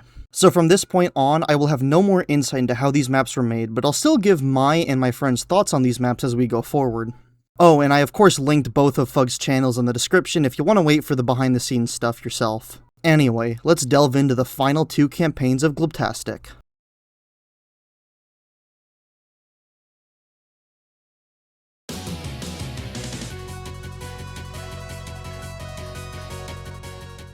We start with a short little cutscene showing the Left 4 Dead 2 survivors infiltrating a plane, which doesn't go so well. We are then immediately thrown into all the action with only pistols. Moving through a couple of sections, we can finally get our hands on some tier 1 weapons, and then a tank spawns. This specific tank though is probably one of, if not the most fun ones to fight in the entire series, just due to how the map plays against him. What I mean by this is that you can keep walking around the aisles and will just get stuck trying to climb through them to get to you. It's pretty fun. And also, I'm pretty sure that this was a random spawn. I went to go play through this map solo, just for fun, and he wasn't here, so that's kinda neat. After a couple of more sections, we go into the cargo hold underneath. This part is kinda like that one in Glub on Ice, although now there's no chance of falling off and dying, just getting covered in boom. After getting a little rest, we now have to move across a moving floor that looks really weird. And look away for a few seconds if you get motion sickness easily, because this next section was a spinning hallway and oh my god did it look so weird. After a couple more weird hallways that are either upside down or vertical, we end up stealing some secret documents from a bunch of boomers and are forced to escape the plane. Now, one really cool detail here is that the cutscene at the end is actually dynamic, as it'll slightly change depending on who gets a parachute or just doesn't make it to the end in time. I'm actually not sure how Fug was able to pull this off, but I think it's really cool. This map also holds the title of the shortest map we played, as it only took us about 5 minutes to beat. Even though it was so short, we absolutely love this map so much, and it's an easy top 5 best in the series. Let's hope the next map is just as good.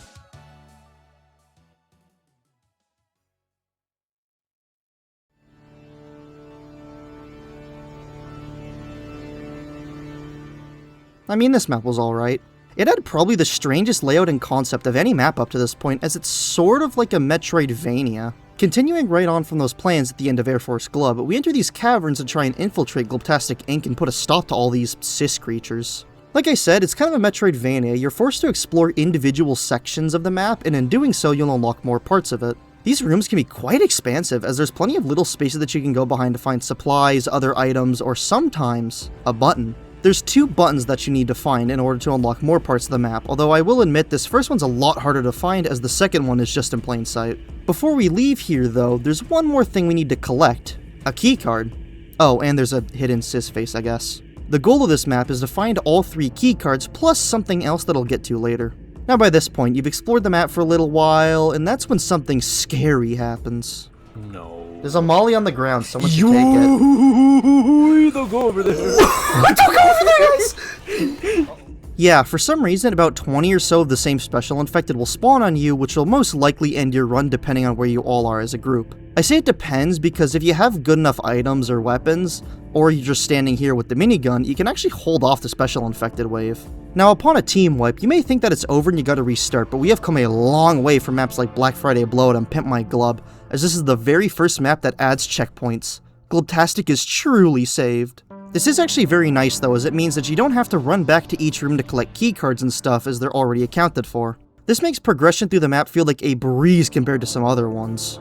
Moving away from the gameplay and instead the visuals, this map just doesn't really look like a Glubtastic map, if that makes sense. Like, this one just feels so normal compared to what we've been through with the plane and pretty much everything before it. I really do feel like you could slot this into another campaign about being underground and I wouldn't bat an eye. Of course though, like I said with Knee Deep, there's still some Glubtastic staples, like these random zombies chilling at a table. Reminds me of the man room a bit from Cis Fragments. Oh, and there's also some gnomes down here too. Oh, and there's a deer bumper cart, I guess. Now this is just speculation, but I don't know, something about these zombies here in the dev texture door, it gives me a feeling that this map was actually made by Real Antlers again, but again, that's all just speculation, who knows if it's true. Anyway, after finding the Chen Chen key card, which is a nice homage, we're greeted by an interesting prospect. Insert Rochelle. Yeah, come on, buddy. You have to oh, what the fuck? Luckily, since this map saves checkpoints, you don't have to do this every time, thank goodness too. I felt like I've said this 20 times by now, but the end of this map sucks. There's some lasers that you need to dodge that'll practically insta-down you, and they have some weird hitboxes. Hey, wait a minute. Zombies do actually take damage from these though, so it's not the worst, and it's only a matter of time before we leave the caves. One last thing though, there's a boomer here that'll actually talk to you, and it just plays a voice line from Half-Life 1. Hey, Mr. Freeman. I had a bunch of messages for you, but we had a system crash about 20 minutes ago, and I'm still trying to find my files. Just one of those days, I guess. They were having some problems down in the test chamber too, but I think that's all straightened out.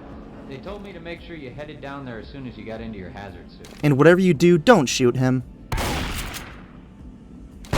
After hopefully not triggering that troll, we can move on to the next map.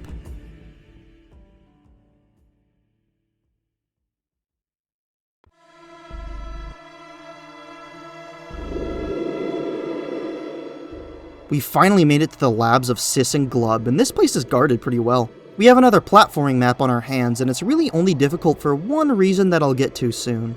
After pressing that little secret button, just like the one in Half-Life, we see that it's a platforming map.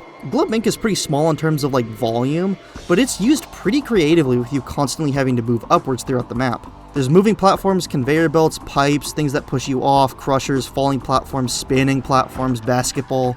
Really any kind of platforming challenge there is, it's here. There's also ladders throughout that serve as mini checkpoints, and they do save upon a restart, which is very nice. There's also a med station here that'll heal you up all the way to full for free. It's most likely here just because if you were in yellow or red health from the previous map. It is actually something pretty interesting about this map. Zombies will rarely spawn and special infected just don't. But if the common infected do show up, they'd be just doing some straight nonsense, man. And now finally, getting to that part that sucks, it's these yellow platforms here. I don't know what it is, but something about these platforms, they just don't work properly. And I know the whole bit of like, something not too kind to bad platformers, green skeleton runs past. But these platforms just do not work. Well actually, they don't work in multiplayer because when playing solo they work fine, so add this to the list of ping-dependent objects and it's still not the worst one, trust me. I don't know what it is, but for some reason their physics or something just doesn't behave properly and they start spinning so violently for no reason. You also can't just try to run, or hell, even b-hop across them, as sometimes the platforms just stop all your momentum. Sometimes shooting them would do something, sometimes nothing. I am truly at awe at how little these platforms work. The one benefit is that A, there's checkpoints, and B, they aren't used that often. This area where there's 3 of them is the worst case of them in the map, and they do appear later on, but it's right after a checkpoint, so whatever. It was at this point that Tosho got attacked. He was trying to show us an image of some kind, but he made the fatal mistake of alt-tabbing out of a source game. But that's not what got him. That's scary. You gotta take a picture of it with your phone? Yes. Oh god, that's fucking terrifying. What matters is on the corner. Play my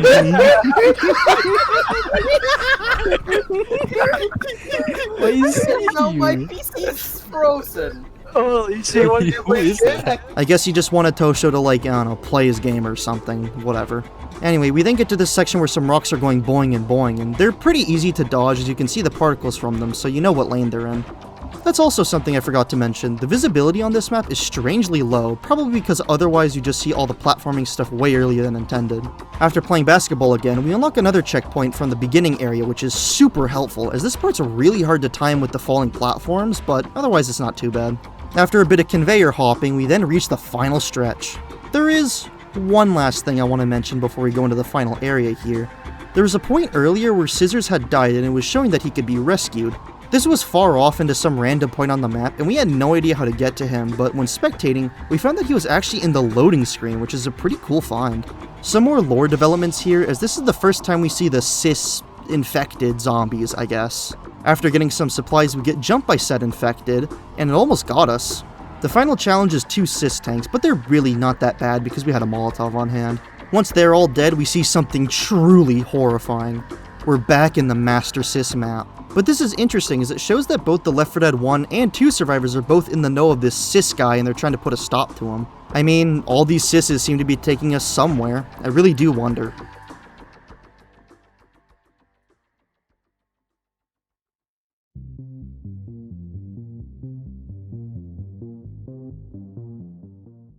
Oh, okay. This is probably the second longest map in all of Glubtastic, so it took us a while to complete, but it was honestly really fun. This map also plays a little more standard compared to most maps, as it's just kind of like a get to point A to point B, but it's still really strange. First, as you can probably tell, there's places to fall off everywhere here, as it looks like we're in some sort of weird mountainy area. Second is the cis charges from the previous map, and oh my goodness they are juiced. They will charge you such a far distance that you'll most likely be brought off the map and die instantly, which is kind of annoying, and they're also like the only special infected that spawns during this section, sometimes in groups of 2. They're pretty hard to react to, but if you're able to see them beforehand, they aren't too bad to avoid. The third and final thing are the Left 4 Dead 1 survivors. After the Master Cis fight, we saw the Cis Collective, right? Well, I'm assuming that after those survivors killed the Big Cis, the Collective sent them to this dimension as well. They've clearly been here a while though, as they're all captured, save for Bill at the end. Now this begs the question, did the 1 and 2 survivors both have the same plan, just with no coordination? Or did the 2 survivors know that the others got captured and decide to rescue them in the Cis dimension? Who knows really, but it's fun to think about. While we're still on the subject of quote-unquote lore, I guess, I also think it's interesting how much more stuff we're getting about Cis compared to Glub, as, you know, it's called Glubtastic. Maybe it's just a passing of the torch after Glubzilla got killed, who knows. I guess the relevance of this map is that it shows that Cis is apparently from some other dimension that just hates the Left 4 Dead 1 survivors for some reason, and decided to team up with Glub because Glub also hates us for some reason. Another small thing you might have noticed are all these different structures and such that are parts of previous maps, and that's what makes Glubtastic 4 feel so special. This is honestly the first campaign that takes itself genuinely seriously to a degree, instead of feeling like a troll map. Fug was clearly proud of what he was making, and it shows here as this campaign took almost a year after Glub 3 was made, whereas the first 3 campaigns were all released within 4 months. Skip to here if you want to see them all for yourself, or you just don't care, but I'm going to spend this next little bit showing off all the references in order of which you play the maps. And then Tosho scissors you. Okay, so you fuck pick. this. Fuck it. Hashtag awesome sauce. Okay, I agree. Fucking guy might actually not be the best. Whatever. It's okay. I'm sure. They're just...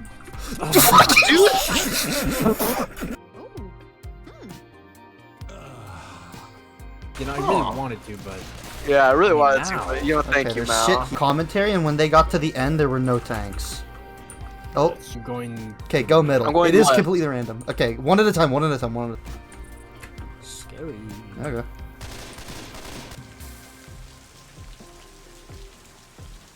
Of that ammo. No, anything in front of the tank. I am not touching any of that. What's that one? It's Run from Cool Math Games. It's Run! Dude, it's Run! A bit Tosho, I guess. Let's hope I don't get jumped on my way. Move, fella! What's wrong? That's it? Did we do it? Okay. Yeah, I think there's I It's think probably, we yeah, on yeah, this side. yeah. He's on ice, man. Can you blame him? Jockey.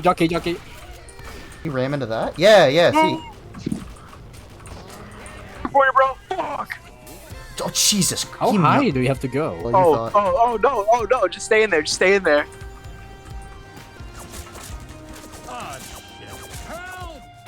Jesus Christ, dude, I'm fucking terrified. This is scary, man. I don't know. I don't know how many fragments there are, unfortunately. Yeah, this is gonna be something. Okay, you goons ready? Fuck you! We go now. It's Oh shit! Oh shit! There we go. Okay. Play. I spectated that out when I I see. It's genuinely just really cool to see. Going back to the gameplay, after we rescue both Francis and Zoe, we enter this really weird wireframe bridge area and move into some more glove maps where we eventually grab some cola. We also help Lewis out too, and it actually gives us some healing items, which is pretty nice. I am assuming that we had to take the cola to the end, but to be honest, I couldn't really tell while watching back my footage, and since the map is pretty dark at this point, I just didn't care to figure it out. Eventually reaching the end area, we see Bill holding out in final glub. This is a really fun holdout as we have the firepower of 8 survivors as opposed to 4. This does mean that the amount of special infected spawned is pretty high, eventually culminating into a tank at the end, but by this point we were all ready to win. Once the cis tank is dead, we all make a bolt for the safe room.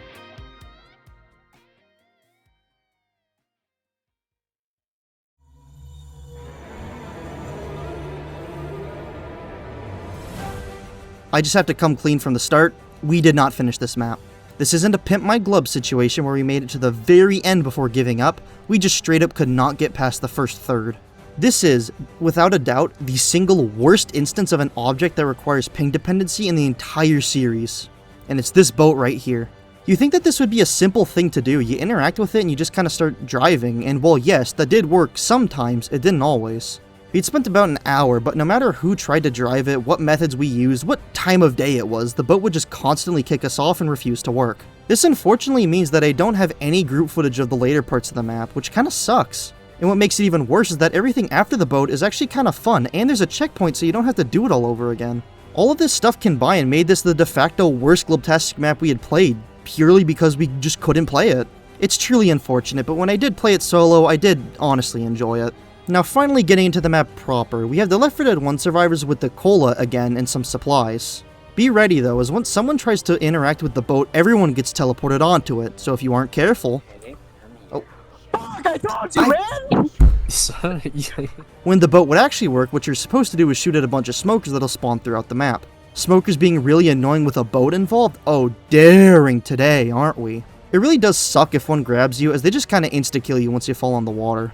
Eventually, the smokers are already spawned in, so you can just kinda snipe at them from a distance. There's also this little island with supplies that we literally never bothered to go to as we never needed them. We then navigate through this pretty tight spot with lots of land that has a bunch of hunters hiding in it. Whatever you do not touch the sentry busters. I can only move forward. How did that not go off? Oh my god! Also, for some reason, after the boat exploded here, we just lost privileges to it, I guess. I have no idea what's up with that. Oh, and this was another map where we saw more Spanish Instagram Reels, of course. Now this section would have absolutely killed us if we had ever gotten to it. We have to circle this boat with tons of mines around it, and we have to turn these valves. There's 4 valves and they open the gate at the end, and oh yeah, smokers will randomly spawn throughout, so be careful. Although I will say the AI is actually pretty good at dealing with the smokers, so that's kinda cool. Once finally off the boat, we reach possibly the coolest thing that we never experienced.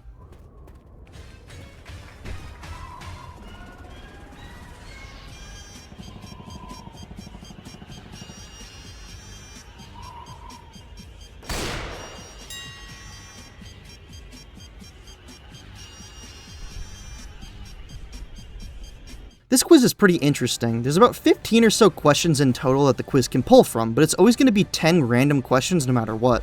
The order that they appear in is random, as well as what song that plays. You need to get at least 7 out of 10 questions right in order to continue, and if you fail, you'll all just die and respawn right at this section. Some of the questions here are kinda stupid because of course, Glubtastic is a troll series after all. But again, this quiz really does feel like a continuation of all those references back in the Cis dimension, as there's questions that go all the way back to Glubtastic too, and one of them is even asking what inspired the series as a whole. If you actually manage to get a 10 out of 10, you get this cool hat, which is honestly more annoying than anything, but it's still kinda cool. We then have this little platforming challenge, which is pretty simple, and then we enter the Shrine of Amana. I only say that because if you're not careful, you might accidentally walk off and die. Other than that, this area is pretty easy to get through. Afterwards, we get to this really weird looking area that's also pretty easy to navigate through. There's a little holdout, but to be honest, it's nothing to worry about until the end. There are these red Cis tanks with flames in front of them that we need to interact with, and once we do, a pillar will rise from behind them. Until this happens.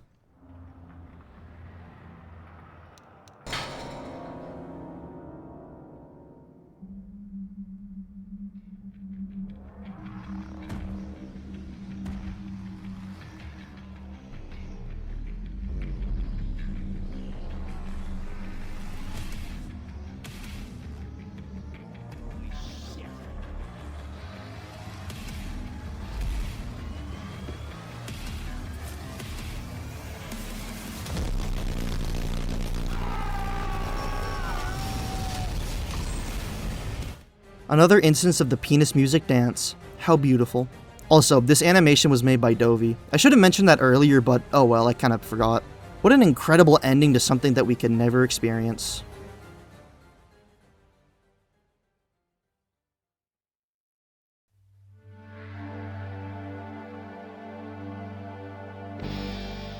Wow, this one was incredible. We start off here just before the ruins of Glubtastic Inc., but weren't we just there? Does this mean that in the normal dimension there's a good Inc. and in this evil dimension there's a bad one?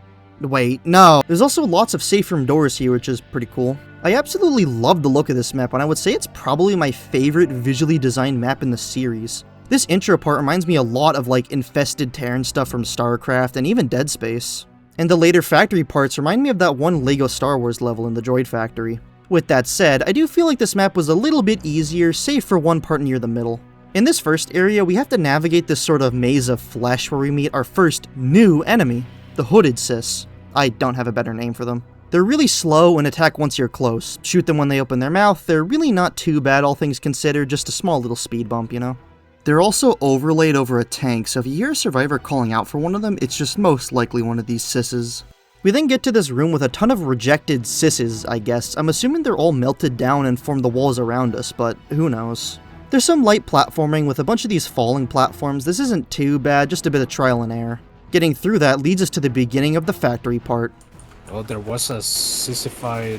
No. There's cis tanks. I don't think that was Cis-infested. This part's pretty long, and there's tons of the second new enemy, the Worker Cis. They act kinda like standing witches. I mean, it says who startled them, but they have very low health. They're quite easy on their own, but pretty difficult in groups. All of these, I'm guessing, are just other edited images of Simply, like there's an evil one, you know? But some of them are more fun than others.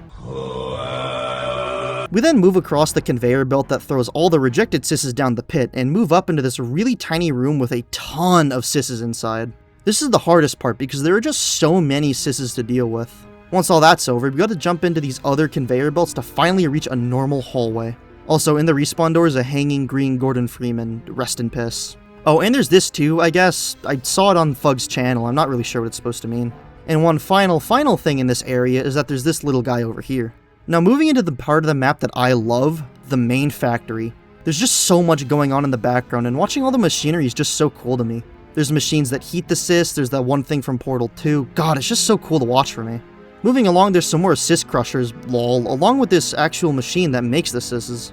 Unfortunately, that's all the cool machinery here on display, as now it's time to put a stop to all this.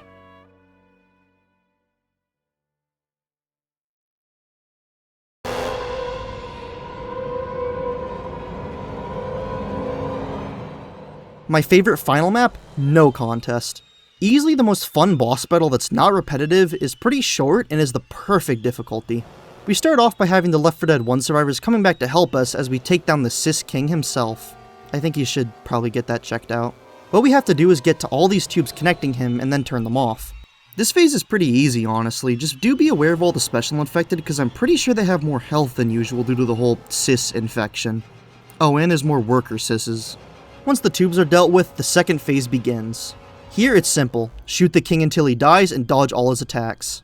He has a good few, he can throw rocks at you, he can throw spit at you, he can use the laser, but it's not as deadly as before, and he can even scream to summon other zombies. I should also mention, he starts off by grabbing Lewis and turning him into a bunch of pills, kinda like in Glub on Ice, which is very nice actually. You gotta take down both his weak points, the arm and the eye, and in doing so, it removes the attack associated with that body part. Now, I didn't say this in the last map, but I did get a small vibe of it more so here. But this whole fleshy area in the king kinda reminds me of the Great Pooh from Conker's Bad Fur Day a little, not really sure why. Anyway, after the weak points are gone, we get given a rocket launcher to blast them. This causes the whole factory to start collapsing, and so now we gotta run out of here through this little escape path. Neat thing that I found while no-clipping around, there's this creature behind a door that you can't open that's actually one of the Cis King's past designs, which is pretty cool. This area isn't too bad, there are more worker Cis's, so do be careful, and once you're out of there, we gotta ride the piece of shit from Cis Waste and into the final cutscene.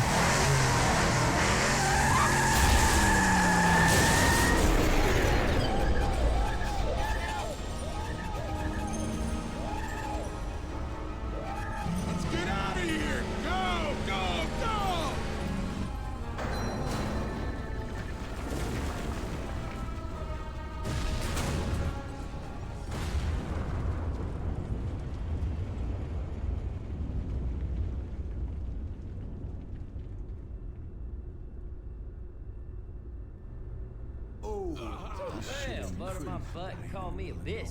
Shell isn't gonna make it.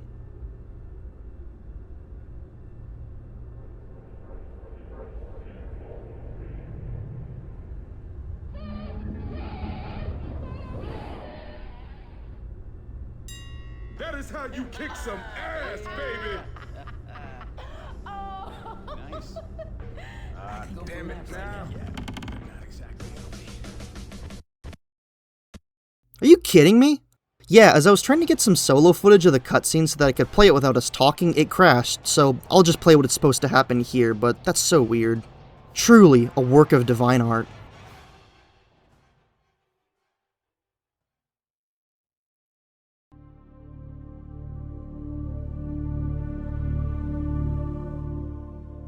I think it's safe to say that pretty much each issue of previous Glubtastic maps is gone here. There's no annoying tank spawns, the maps now have checkpoints, and each map just has a really cool visual design to them. Outside of one outlier, each map was so incredibly fun, and I rank each of them very highly. You also might have noticed, this is the only campaign to feature 7 maps, unlike all the others, kind of. Even with that, as the maps were a bit less reliant on cheap gimmicks and trolls like the previous campaigns, we didn't spend that much time on this compared to 2 and 3. With all this combined, I really do think that 4, without a doubt, is my favorite campaign in the series. It just has such a good blend of great map design along with the Glubtastic staples that still make it feel weird. I really am glad that this one finally moved away from a lot of the cheap trolls, as I can only assume Fug was also getting tired of them. Overall, genuinely one of the most fun experiences I've had playing Left 4 Dead 2. We died? This shit is so phenomenal. Glubtastic. But what if we didn't go to Glubtastic 5 just yet?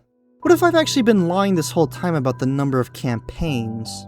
What if there was a singular map placed right in between Glubtastic's 4 and 5, but it was so different from everything else that I decided to lie about its existence? Instead of a normal campaign, what about a more COD Zombie-esque game? Well then, welcome to Back for Glub.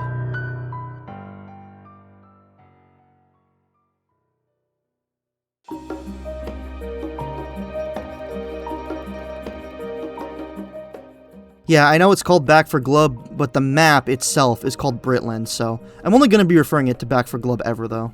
Now, Back for Glub is a seemingly standalone but very relevant piece of Glubtastic set sometime after the events of the death of the Sis King, and it follows what happened to the Left 4 Dead 1 survivors. They've been teleported to a mystical land of British where we need to kill zombies, gather points, and survive. The gameplay loop is very simple, where we gotta defend against each wave that gets stronger the more we go on, ending at round 60 according to the map description.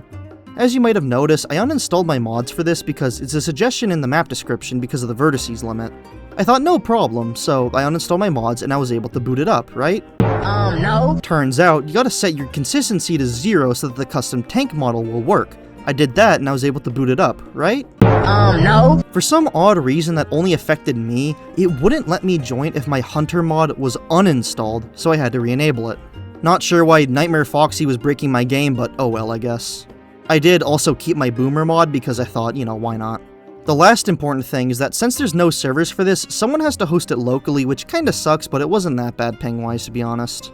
Oh, and we also played this on normal because after Master Sis and Sis Waste, we did not care about doing all of them on advanced. Anyway, let's talk about Big Sis, and no, not that one. Or that one. Big Sis here is basically just the Resident Evil 4 merchant. I mean, just look at them. He sells a variety of items to give us, guns, supplies, melees, really anything that we could need. Every 15 waves, he'll offer us a beer pint that'll actually give us a permanent overheal if we're close to full, which is pretty nice.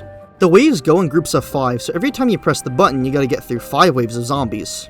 Now, killing that many zombies with pistols is kind of a pain, or you could use one of 2 free pool cues. I'm gonna be honest, they kinda suck and they swing so slowly, but a free melee's a free melee, I suppose. Something better you can do is shoot the coins up here. There's a few coins scattered throughout the map, but these ones here are nice as it lets you start with 2,000 points, which is really appreciated for this early on. Also, everyone shares the points you gain, so you all gotta communicate on what stuff to buy, who needs what, and also, what areas to unlock.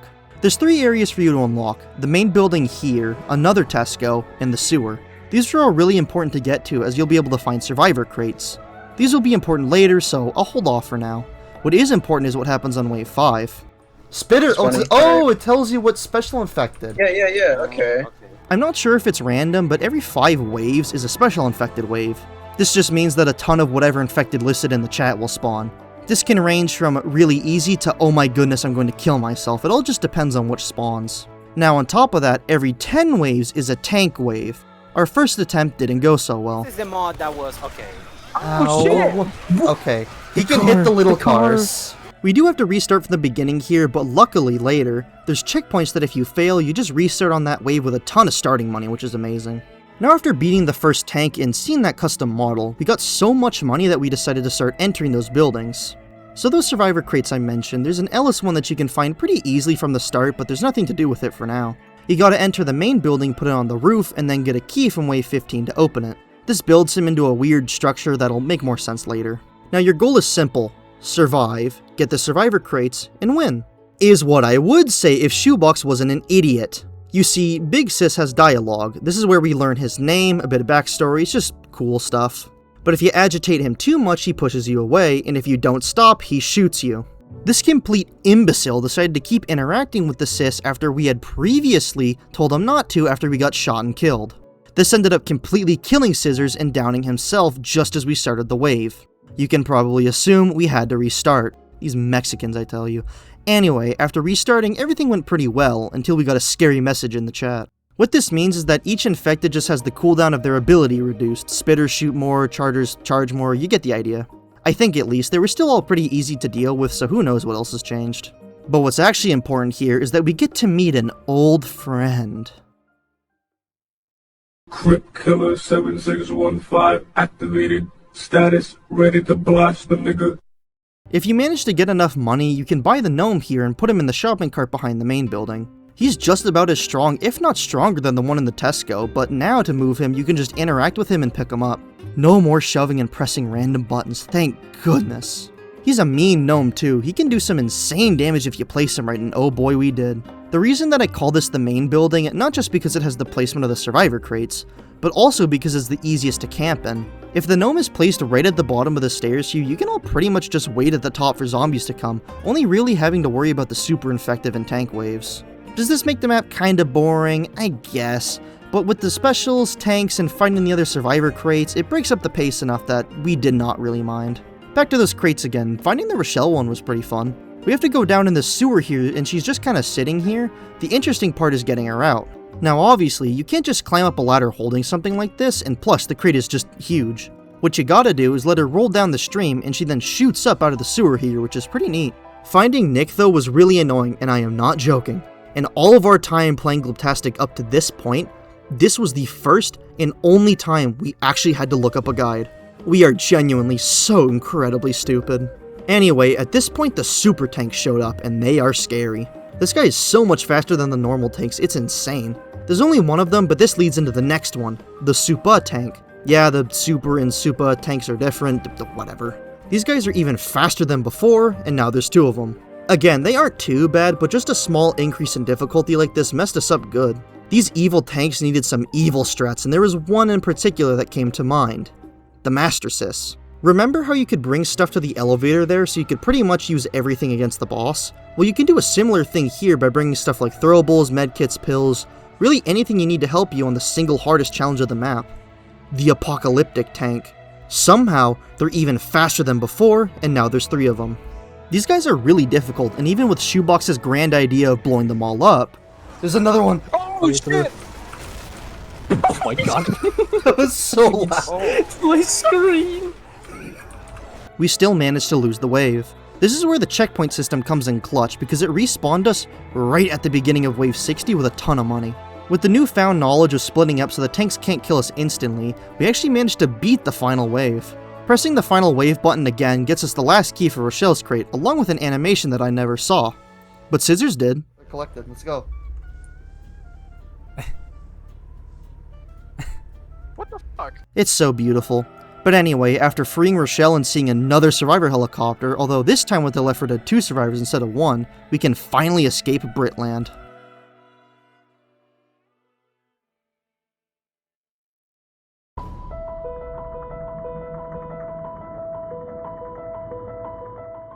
This is going to be very brief, as I gave most of my thoughts during the actual map explanation, but wow, this was fun. It's such a nice break of pace from the usual Left 4 Dead gameplay, and the COD zombie formula works really well here. It isn't that challenging, although I could see how it might be on higher difficulties. The progression of the special infected I think was done pretty well, and they got more challenging in a way that didn't make them completely unfun to deal with. Overall, out of all the campaigns we played in this video, I'd honestly recommend this one more than any other. It's just that fun. He hit your ride. Dude! You are normal. You are normal. Yeah? Whatever the fuck happened. Then we get better. Wait, when we go like the true ending?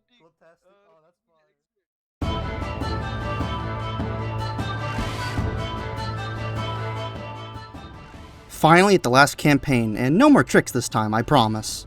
After Fug released Back for Glub, he took a long time to work on Glub 5, about 2 years.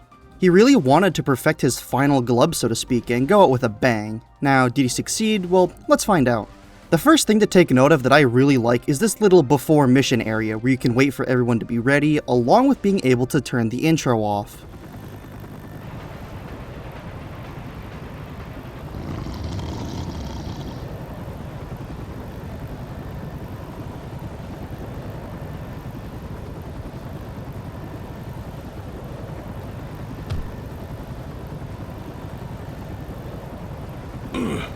Hey, Lewis. Fug has finally started to use his old Gary's mod and SFM skills here, which is pretty neat.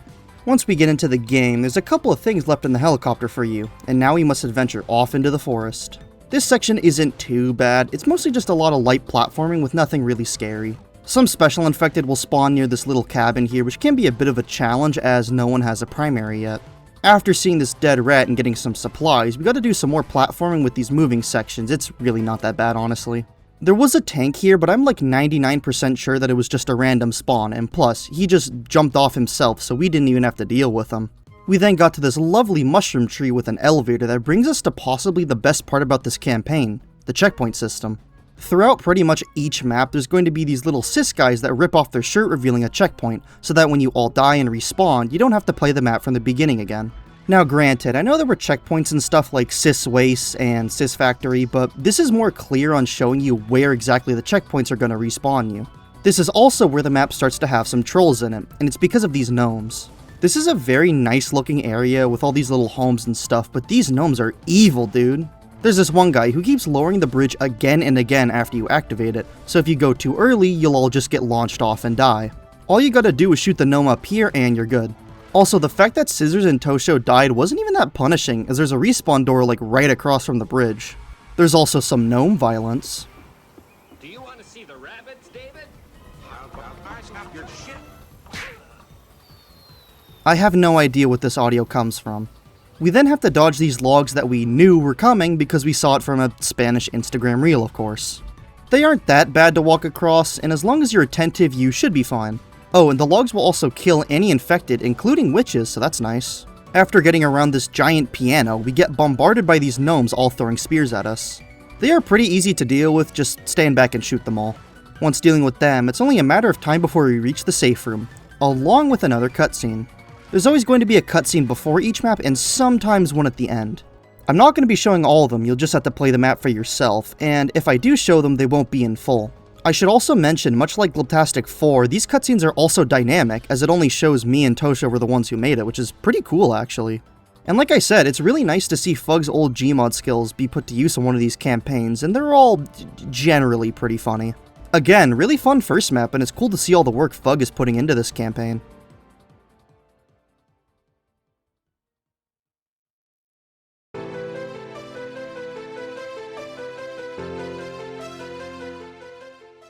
Another cutscene here, and all it really shows is Big Sis from Back 4 Glub joining us again. And Lewis's mod skin not working, that's a little odd. This was a pretty average map all things considered, with a couple of pretty challenging parts later on. We start in this very nice looking hub, where we gotta drop down into this cool temple area. This part is difficult for one reason only. This hedge maze. Upon first seeing this, I was instantly reminded of that one Easter egg from Buried in COD Zombies. Plus, considering that Back 4 Glub exists and the map is called Going Underground, it's more than likely that this part and maybe some of the rest of the map was actually inspired by Buried. See, I knew bringing up LHUGUENY would make sense.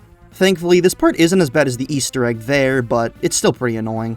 A maze is a maze, and getting to the end took us a bit, but there are some supplies to help us out here. We also get the return of the Worker Sis, although I think they have a bit more health here than Cis Factory. They're still not super challenging though, so whatever. Once reaching the center, we gotta break a vase and then go underground. Luckily, we get a checkpoint right here so we don't have to do the maze part all over again.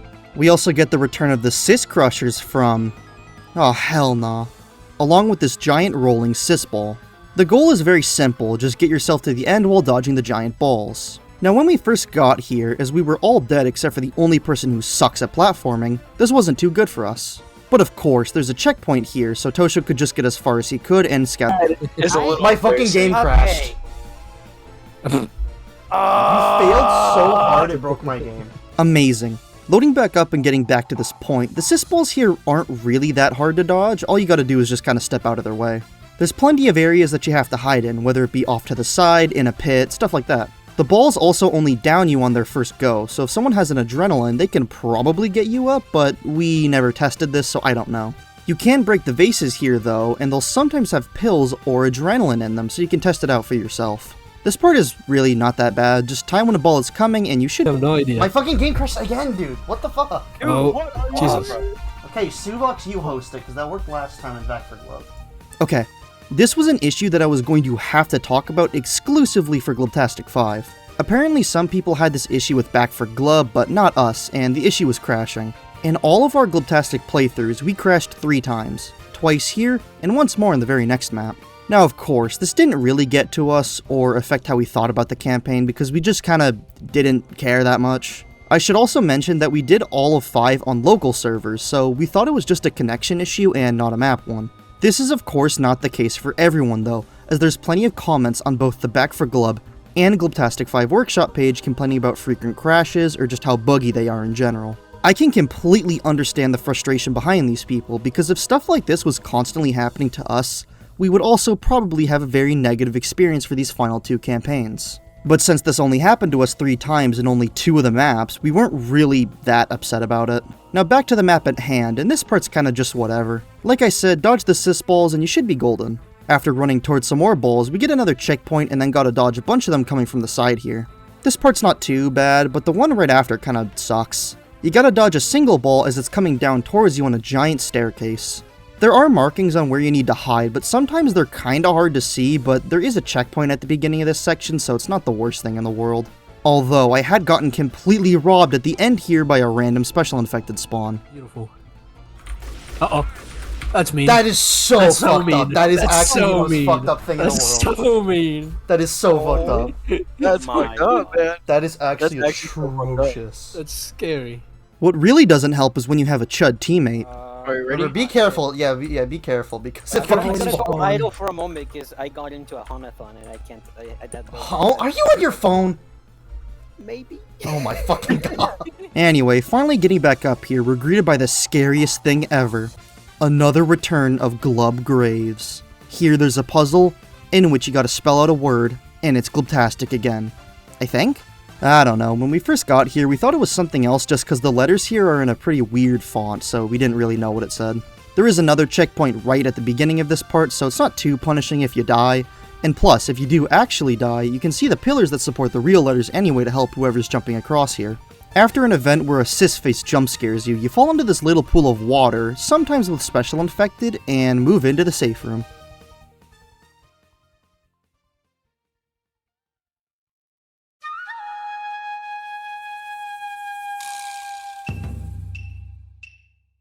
Wow. Now, if the cis dimension, and cis waste I guess, is a nice culmination of all the Glubtastic maps from 1 through 4, this is an absolutely incredible walkthrough of all the work that FUG has ever done, plus a few Glub callbacks. Leaving the safe room, our goal is pretty clear: collect 5 cis park tokens. First off, I just want to say, this map looks incredible. It captures the amusement park feel immaculately, and all 4 of us absolutely loved this map. There are also just so many cis faces here. They're on the trains, they're sad, they're Burger King, and they're even babies and unedited. It's crazy. Also, a neat little callback to Glubtastic 3 here. Now before we enter the Glubtastic Exhibition Center, there's something off to the side here that we found. This little area is so cool. It's got this awesome cis statue celebrating the donations for Glub 5, pictures of what I can only assume are FUG and his friends, and plenty of images and memes that are most definitely inside jokes. It's just a really nice thing to add near the end of a series like this, and it's honestly just really cute to see. Now, back to the Exhibition Center, and oh my goodness, this is one of the coolest things in the entire series. Going through here on our first time, we didn't even know we had an objective. We just looked at all these little past projects of FUG and found them to be really cool. They're all just a bunch of like old maps and stuff that FUG had worked on, and I even found some of them on his YouTube channel, which is pretty cool. What you're meant to do here is find 10 hidden cis faces inside all the projects, and I think that is actually such a cool idea. It really makes you look at and appreciate how interesting some of these are. The cis faces will also make noises to let you know how close you are to them. Press C, follow me.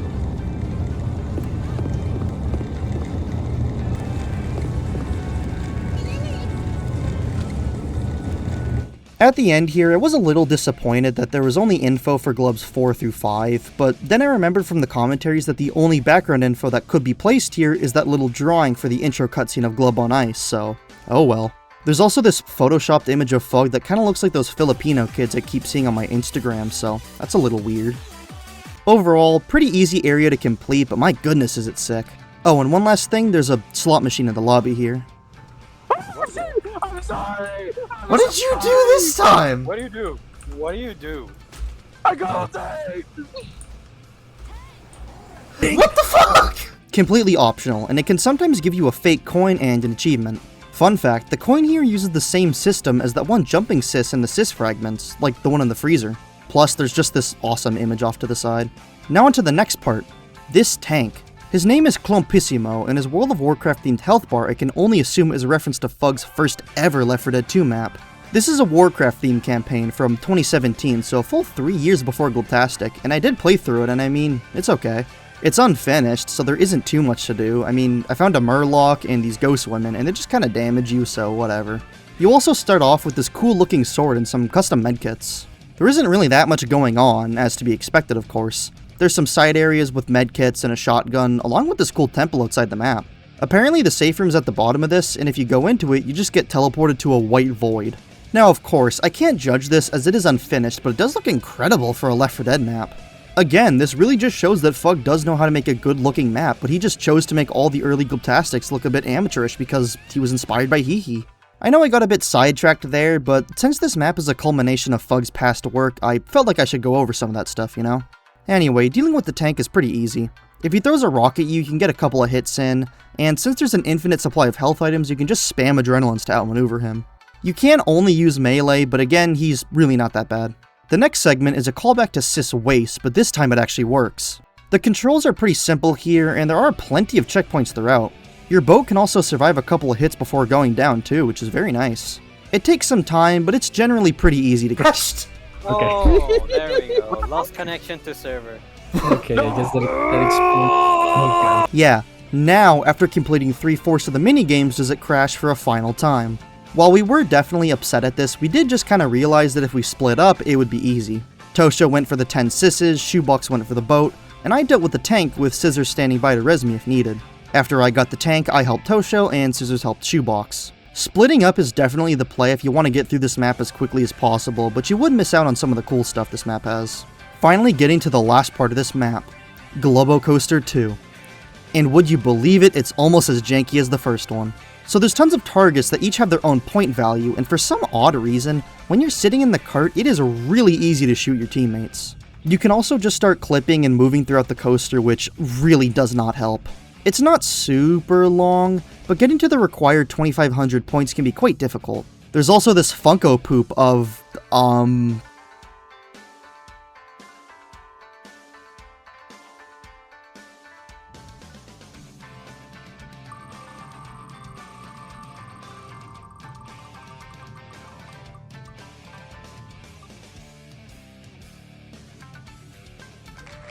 Scissors. After getting the last coin from Globocoaster 2, we're finally able to deposit all of them into the fountain in the center of the park. Now one last thing you might have noticed I didn't mention, the zombies. Aside from at the very beginning, no zombies will spawn, letting you go through this map at your own pace, which is very nice. Going back to the fountain, once the coins are placed, it'll lower into the ground and it lets us move into the safe room. But before that, there's this cool Left 4 Dead 2 animation playing on the TV in the safe room here that Shoebox recognized as Who's Cooking Tonight from a while ago. Pretty cool.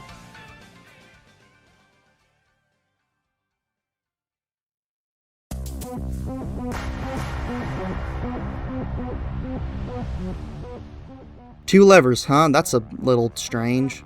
This was another weird one, and it's probably the most unique Glubtastic map, as it's pretty much just another game mode entirely. Tower defense.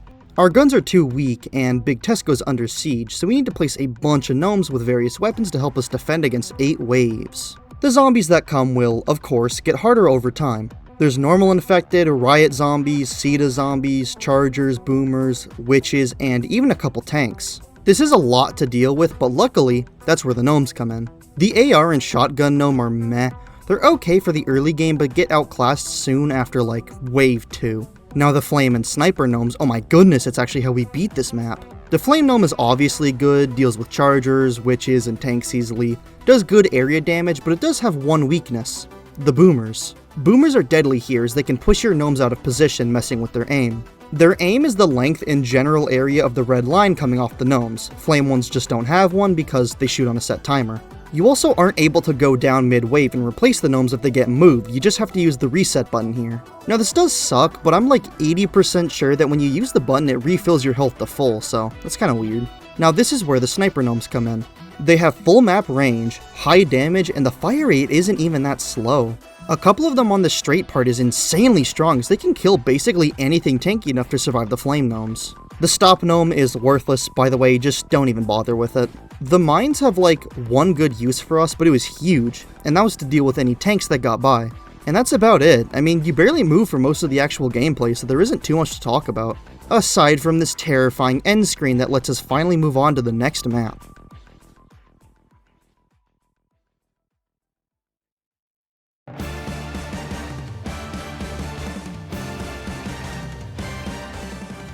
Oh hey, another Glubtastic 2 callback, although comparing the old Glub City to this one is like night and day.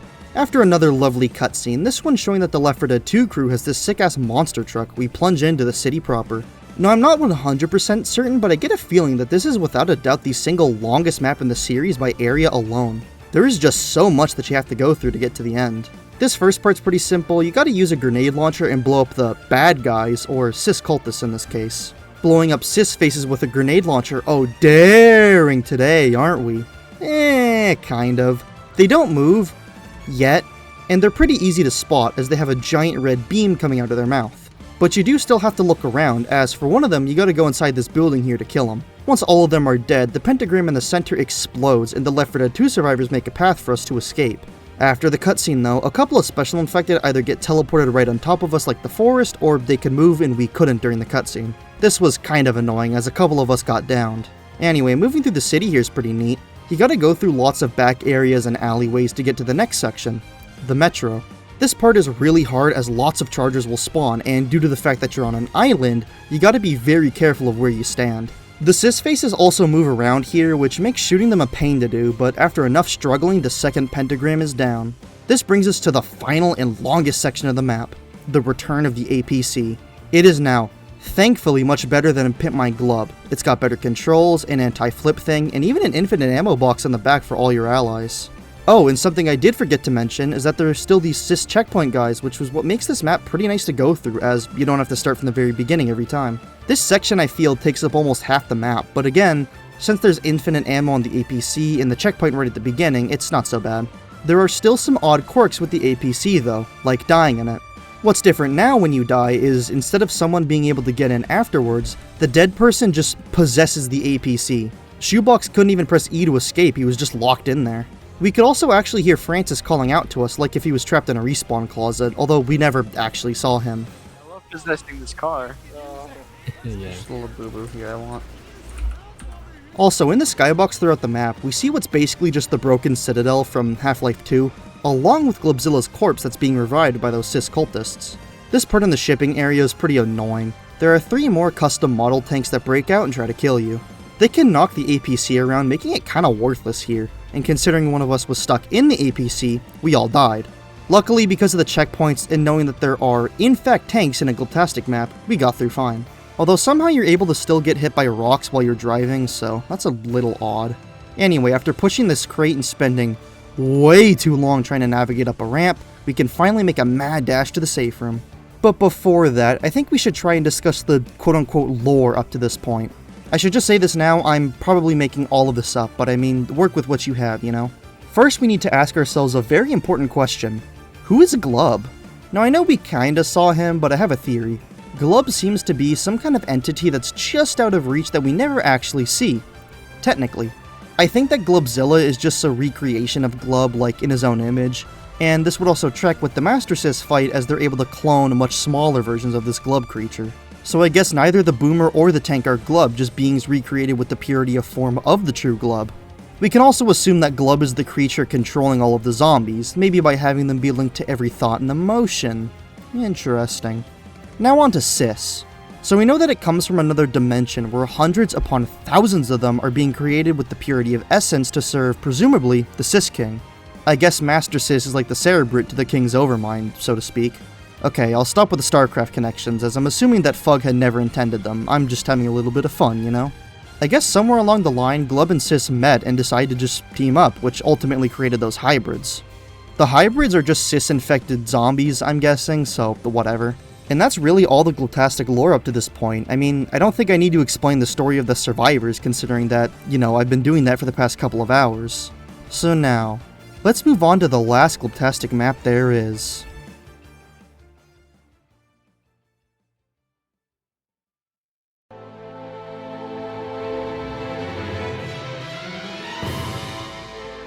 Oh hey, another Glubtastic 2 callback, although the comparison here is a lot more fair. This is an incredible final boss level with 3 full phases and lots of style to them. After this amazing cutscene, we start off in the first phase where we gotta shoot Glubzilla as he reaches down for us. He can also throw buses or tanker trucks too, but they're all pretty easy to deal with. Eventually, some cis cultists will also start attacking, draining your health. Definitely have someone focusing these guys down because even if there's only 2 at a time, they can do a lot of damage over time. You just kinda have to keep shooting at Glubzilla till he dies, and considering that you have infinite ammo, it's really not so bad. Phase 2 just sucks, honestly. You gotta load a bunch of artillery shells into this cannon here, but the time you have before Glubzilla gets you is pretty strict. Common and Special Infected will also start attacking you here, and if one person gets charged or the cannon gets spat on, you'll probably just die. Again though, you do get a checkpoint right at the phase, so it's not too bad.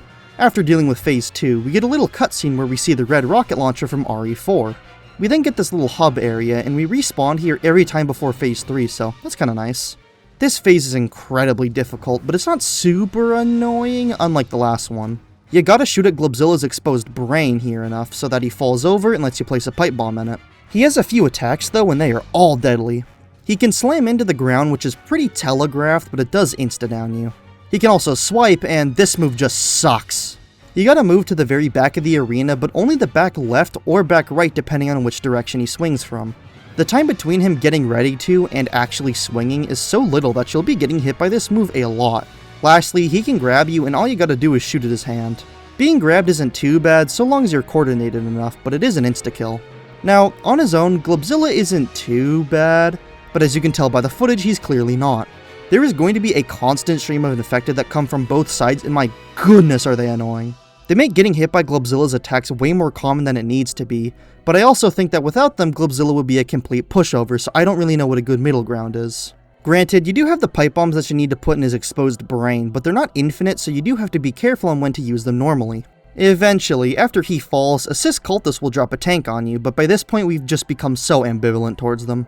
Once it's dead, Big Sis throws us the red rocket launcher, letting us finally put an end to this beast. The Left 4 Dead 2 survivors will then pick us up in a monster truck as we drive over Glubzilla's face. Now before we end this map, there's something I want to mention. While I was working on the Glubtastic 1 section of this video, and replaying some games because I wanted to get ready for the newest one in the series, I realized something.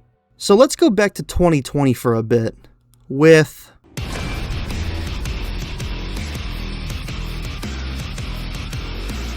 Okay, so spoilers for a 6-year-old game, I guess, but while I was replaying Doom Eternal and 2016 in preparation for the Dark Ages, and like I said, while I was writing Glubtastic 1, I made a realization. Glubzilla's final phase is just the icon of sin. Like, huge guy in the center, resources throughout the map, a constant stream of enemies. Hell, even putting the pipe bombs in the exposed brain being reminiscent of the Slayer with the Crucible. And I mean hell, the final boss of the second installment coming back in the 6th. And I don't think it's ridiculous to think this because of Sis's lore with Doom. What a truly incredible end to such a stupid series.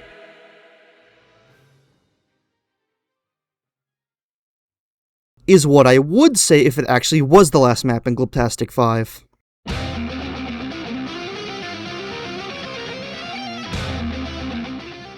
Yes, we have a secret map on our hands, although this secret is pretty easy to find, honestly. You just gotta click on the empty space with nothing here on the chapter select. And an even more obvious indication was that the big Tesco is right here in Sisland, but again, the next map starts with a Tesco, so we all just assumed. And I mean, yeah, I guess if you hold tab, you can see the extra slot here, but we're all stupid, okay? With that said, I don't actually think there's any way to access this map in a normal playthrough like we did, which is why we never found it. But going back to right before the holdout, you know, the other Tesco map, there was 2 levers, right? Well, after testing for a bit, I don't think that really matters which one you pull, you'll always get sent straight to the holdout. The way I found it was because when I was getting those black and white shots for the title cards of each map, I had noticed a 7th map in the console for Glubtastic 5. So a bit of backstory, and I told you this wasn't going to be the last we saw of Hehe, as this was actually a map created for Hehe 30. It's a 3-part campaign that contains 46 total maps inside. Yeah, okay. But the cool thing about this campaign is that pretty much each map was made by someone different. It's a collaborative campaign. And that's what makes Big Tesco so cool, as Fug was invited to make a map for the series that inspired his maps. It's beautiful. For the purposes of this video, I'll be going through the version I played in Glubtastic 5, as the only real difference is that, in Glub 5, I didn't immediately get a dildo as a melee weapon. Oh, and I guess he plays the 1 survivors here and 2 in Hehe, but who cares about that. So onto the map, and it's pretty fun. As it is a Hehe map first and foremost, there are going to be a lot of trolls here. There's areas where you can fall into the ground, shelves that'll crush you, and even more shelves that fake you out for a second. Once dealing with that, I went to grab a scar and my game crashed. Okay. Booting back up, I get to the same point and everything is fine. We gotta dodge these gnomes as they fly towards us, and they make a clown horn sound every time they hit you.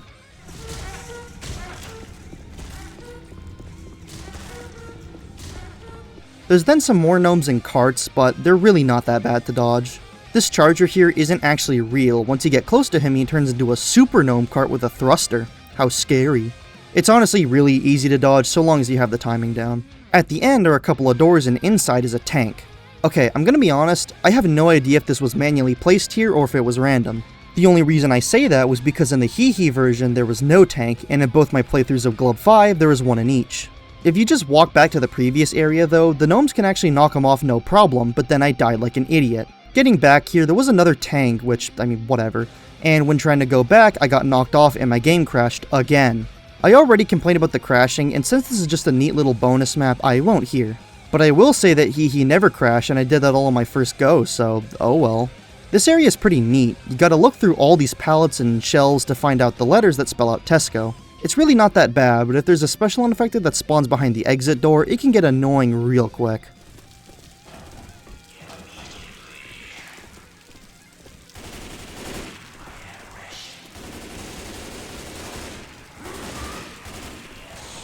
Once all the letters are found, we get to this pedestal with a toilet paper on it, and it kinda reminded me of Amnesia with the orb. Once interacting with it, we get this insane cutscene where a bunch of tanks surround us, followed by whoever grabbed the toilet paper getting an absolute train ran on them. I was sitting in my chair like that one Kurt Angle gif because what did I just watch? What a weird ending to this stupid series.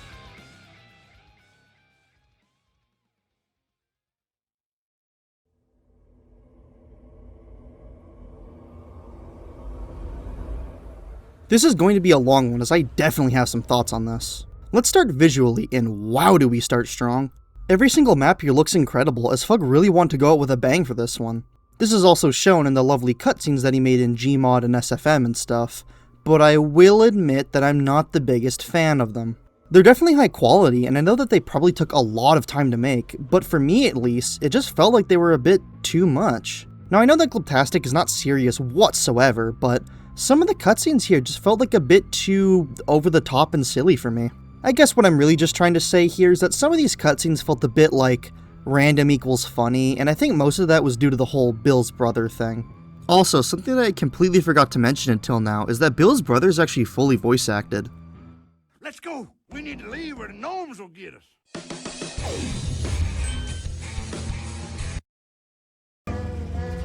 What the heck are you doing? Now, I'm not sure who did the voice for him, but if I had to take a wild guess, I'd say it's most likely Simply, but I'm not 100% certain with that. But to whoever did the voice, they did a pretty admirable job with the work they're given, so good job to them. And one more thing, I think that this is the only campaign, not counting back for Glub, that doesn't have the penis music dance in it. Yes, it was in Glub 3, it was just hidden behind the Snorlax Boomer mod. I could be wrong on this, but I swear I do not remember seeing it in Glub 5. Again, I definitely see the quality with his cutscenes, but I just really don't think they were for me. Now onto the gameplay, and it's pretty good.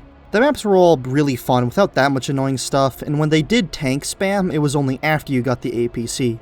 I definitely liked playing the maps a lot more than the cutscenes, but there was something I saw on the Steam Workshop page that made me think. There was this comment I read, and while I don't agree with everything here, although I do understand his issues with the pacing and performance, it's that last part about the developers adding minigames to pad it out that kinda made me realize why Glub 5 had felt a bit off to me.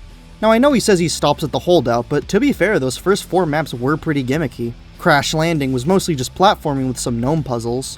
Going Underground had the maze and dodging balls. Sisland as a whole, and the holdout just being a tower defense game. Now granted, the map right after is a pretty normal Left 4 Dead 2 experience, but it does still have the grenade launcher stuff, and I can completely understand why some people would find the APC annoying. But I honestly think that's why I didn't enjoy this campaign as much as my friends. Up until the end, there wasn't really a map that was basically just explore onward and kill zombies. I'm not at all saying that these gimmicks weren't fun or anything, but a little break in between the gimmicks would have been nice, like, you know, Sis Factory or the Tesco.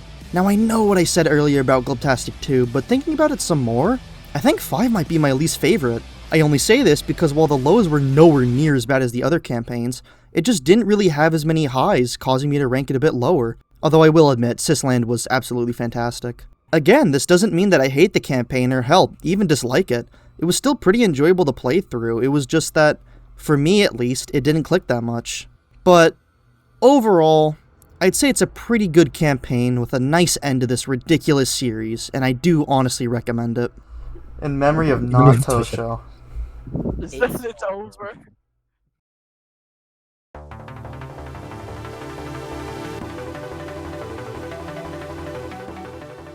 Just a heads up, skip to this time if you just want to hear the conclusion. There's going to be 2 little sections here that won't really be split up, and I'm not going to be doing a whole lot of talking, mostly just showing. Although sometimes there are going to be little notes on screen just to explain stuff if needed. This first part is going to be all our individual rankings of each Glubtastic map per the campaign, and let's just get started. And I should also just say, our favorites are on the left, least favorites on the right.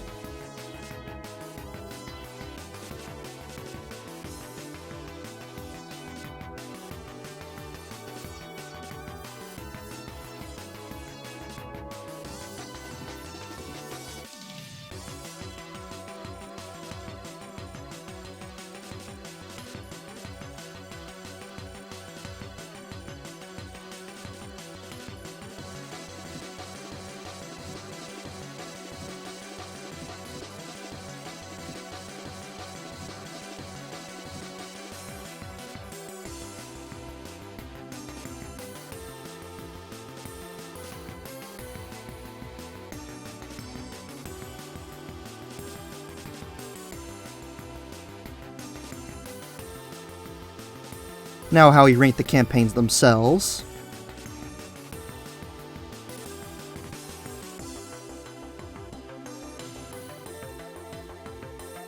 And lastly was the group tier list we made right after we finished Glub 5.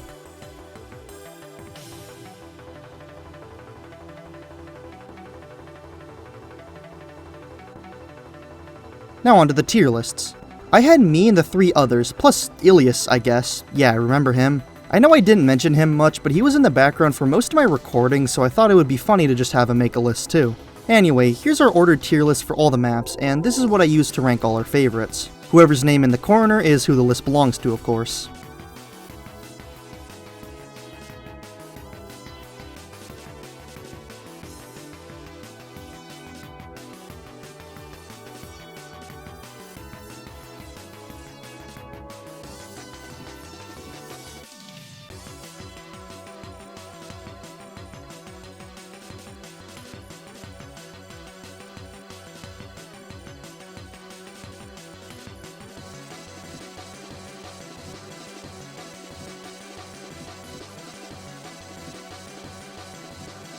Nothing too surprising with all these rankings. I mean, of course Tosho hates the platforming ones. If he can't even navigate Dominican Pappy Obby, there really is no hope for him. Are we going backwards this whole time? Oh my god. Oh my... How the fuck are you going backwards, bro? How? How did you not notice? Is this the worst Dominican Pappy of all? How do you get turned around like that? And yes, this obby is relevant. This is Glubtastic. If Fug was Dominican instead of British. Glubtastic in real life. Now this next ranking was something I thought up of late into making the video. I took all our tier lists and assigned each rank a score. Take mine for instance. Sis Factory gets a 1, Tesco a 2, Glub Caverns a 16, you get the idea. I did this for all our lists and got the average rank for each map and campaign, so here they are.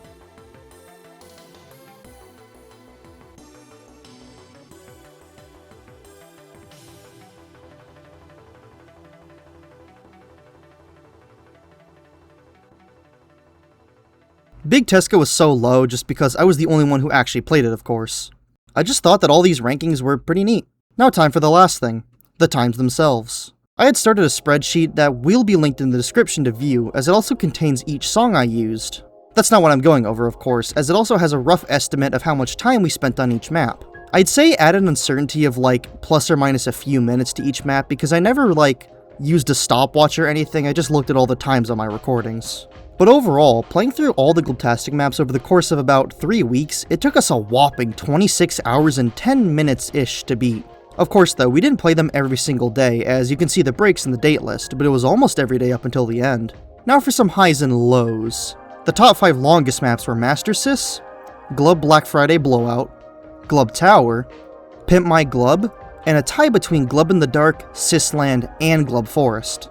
I'm obviously not including Britland in this list just because how different it is. The 5 shortest maps here were Air Force Glub, the Sis King, Crash Landing and Glub on Ice, Glubbo Coaster, and then these 5 maps. Of course though, take all these with a small grain of salt, as I didn't time these perfectly, they're mostly just rough estimates. Now here are all the rankings for each campaign in terms of time.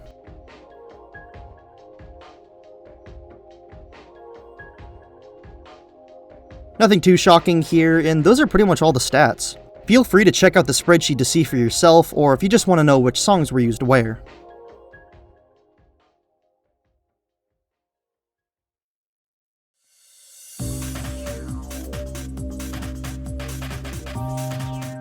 So, what did we all think about Glubtastic? I mean, if it wasn't obvious, we absolutely loved it. We had never played something like it before and thought most of the ideas in them were pretty fun. We decided to go along with the quote-unquote story and thought it was pretty entertaining. I personally liked some of the maps that had gimmicks that didn't stray too far away from the main gameplay of Left 4 Dead 2, like Knee Deep or System-Dimension or Air Force Glub, stuff like that.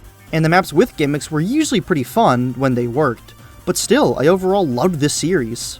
Also, something I completely forgot to mention up until now, the loading screens. Aside from the first one, they're all just so charming and stupid, I absolutely love all of them. And one last thing. Do I think there needs to be a Glubtastic 6? I'd say definitely not. I do think that in terms of quality, story, and ideas, Glub 5 is the peak and I don't really know where Fug could go from there. With that said though, while I was really late into making this video, I found on Fug's main channel, Dr. Face, that he actually is making Glubtastic 6. Kind of. It's just this weird cis platformer thing, and I thought it would be pretty funny to include. Anyway, I think that Glub 5's ending is perfect as is with no need for any continuation. Now as I wanted to make this section a bit more personal, I had decided to ask my 3 friends for their final thoughts on the series. I just asked them to give their own conclusions, so here they are. One last thing though, I muted my mic so that it wouldn't pick up any background audio, so if I ever talk during them, I'll just throw up some text on screen. I don't know, like it was neat, I guess. It's like I don't really have a gauge because I don't really, I barely even play the base maps on Left 4 Dead 2, let alone the workshop maps. But I mean, I don't know. It was really funny. It's better than Hee, definitely. Yeah, I don't know. I don't really have much to say. It's just really good maps, but I don't know if they're like outstanding because I don't really have anything to compare them to. Okay, well, I would say just all the random bullshit. The fucking, I mean, just anything that wasn't normal, like, boss fights or Back for Glub, or what's the other thing? I mean the custom models, like when in the Sis factory when there's all the custom Sis and shit. I guess how much personality it has. Mainly, well, I mean you feel more the personality between like each developer. You can tell like which developer or which map maker made which map. For the most part, I don't really do that, but for the most part, so yeah, it's really funny, unique personality. I'm sure there's probably nothing like it in the workshop. Well, I would think, I mean, definitely out of custom campaigns that people have made. I mean, we haven't tried that many. We've only tried a couple, but it is a bar none the best that we have. Like, it has nothing to like envy of an actual official campaign, even though it's going for something, completely different. It's not just making a coherent map like this Chernobyl one we're playing. It's more about just doing something that is really fun.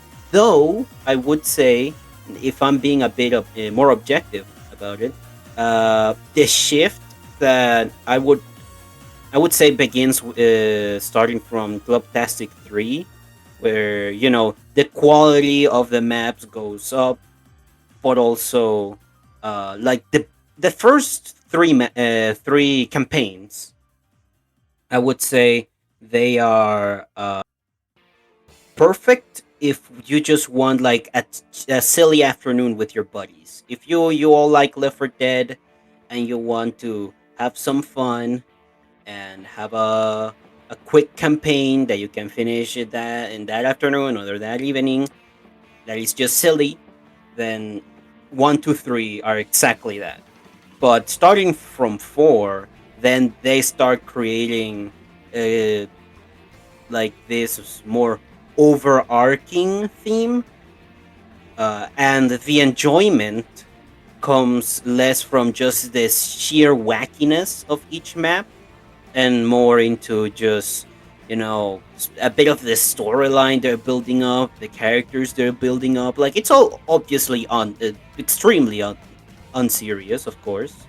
It's nothing, like, it's not trying to take itself seriously, but it's obvious that it is trying to make something high quality, because it is.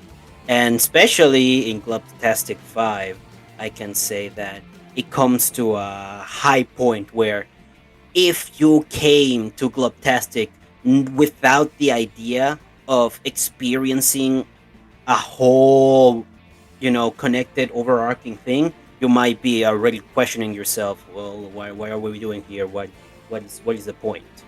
Because while the quality of the maps is constantly increasing, their enjoyment also comes from just those things being high quality instead of just being silly fun, like the first 3 campaigns.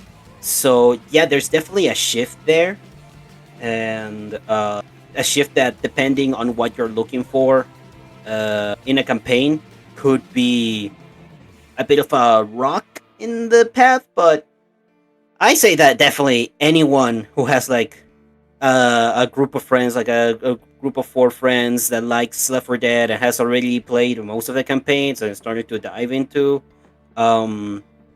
custom community campaigns, Glubtastic is an amazing way to start.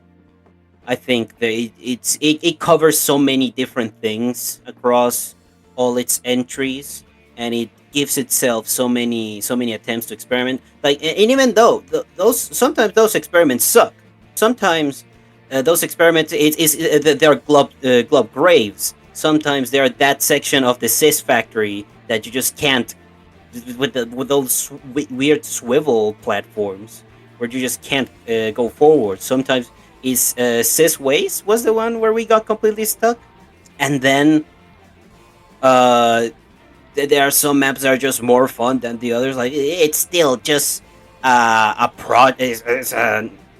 it's a fun little project some guy and his friends had. But even then, like, I think it's an experience that anyone who has played Left 4 Dead and is interested into in diving into non-official content should give a shot. Like, there is really no loss. Not an advanced difficult, for the love of God, no. Oh God, no. Please don't do that. Don't do that. For your own sakes. But I mean, even though when we did it, it was still fun. Still fun. Except when we had to turn it off. But yeah, that would be my silly little conclusion. It was fun. It was really fun, honestly. I will say I had bad thoughts about it on like the first map, kind of, or not the first map, like the first hole.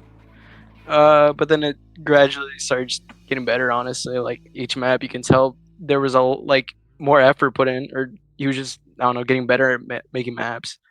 But I don't know. It was I think it was honestly the whole thing was good.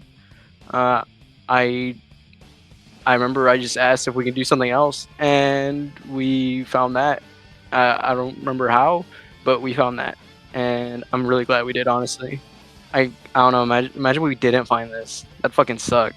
Cause I don't know. This shit was pretty fun. Especially the like later on. Like, holy shit, there's just more. But I will say I definitely hated a bunch of like buggy stuff. Obviously, like the fucking platforming of some of them. God damn, it was so shit. Especially your fucking Tosho. God damn, that guy. Holy shit! Every time I saw platforming, I prayed for him. But I don't know. Other than that, just bullshit things to happen on it, like out of the blue. Like, not the boat kind of specifically, but also like when you would get like items and they just fuck you over. Sometimes it was funny, but sometimes it'd be like, fuck you too, dude, because it was like desperate times. But Honestly, I say I don't like the platforming bugginess too much, but honestly, the platforming ones are my favorite because I also did see Tosho die a bunch. So yeah. So honestly, I don't know. I will say though, even though the second map had my least favorite level, it also had like my most favorite maps.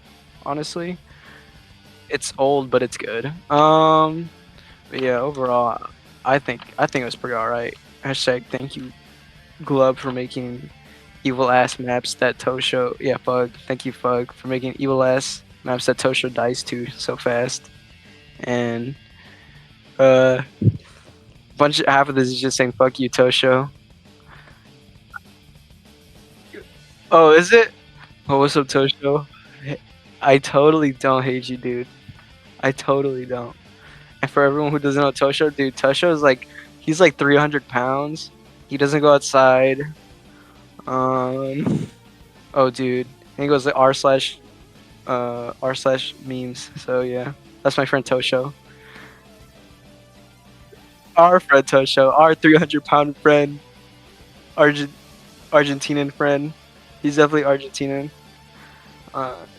Yeah, that's my final thoughts. Now, would I recommend that you play this? Oh, definitely, but just keep a few things in mind.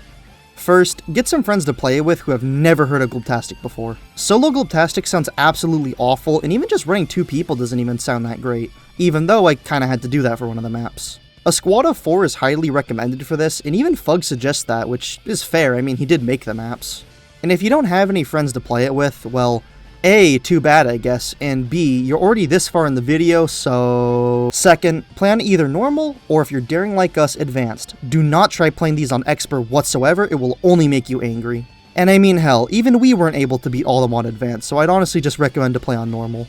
And if you're thinking of adding on any mutations, just don't.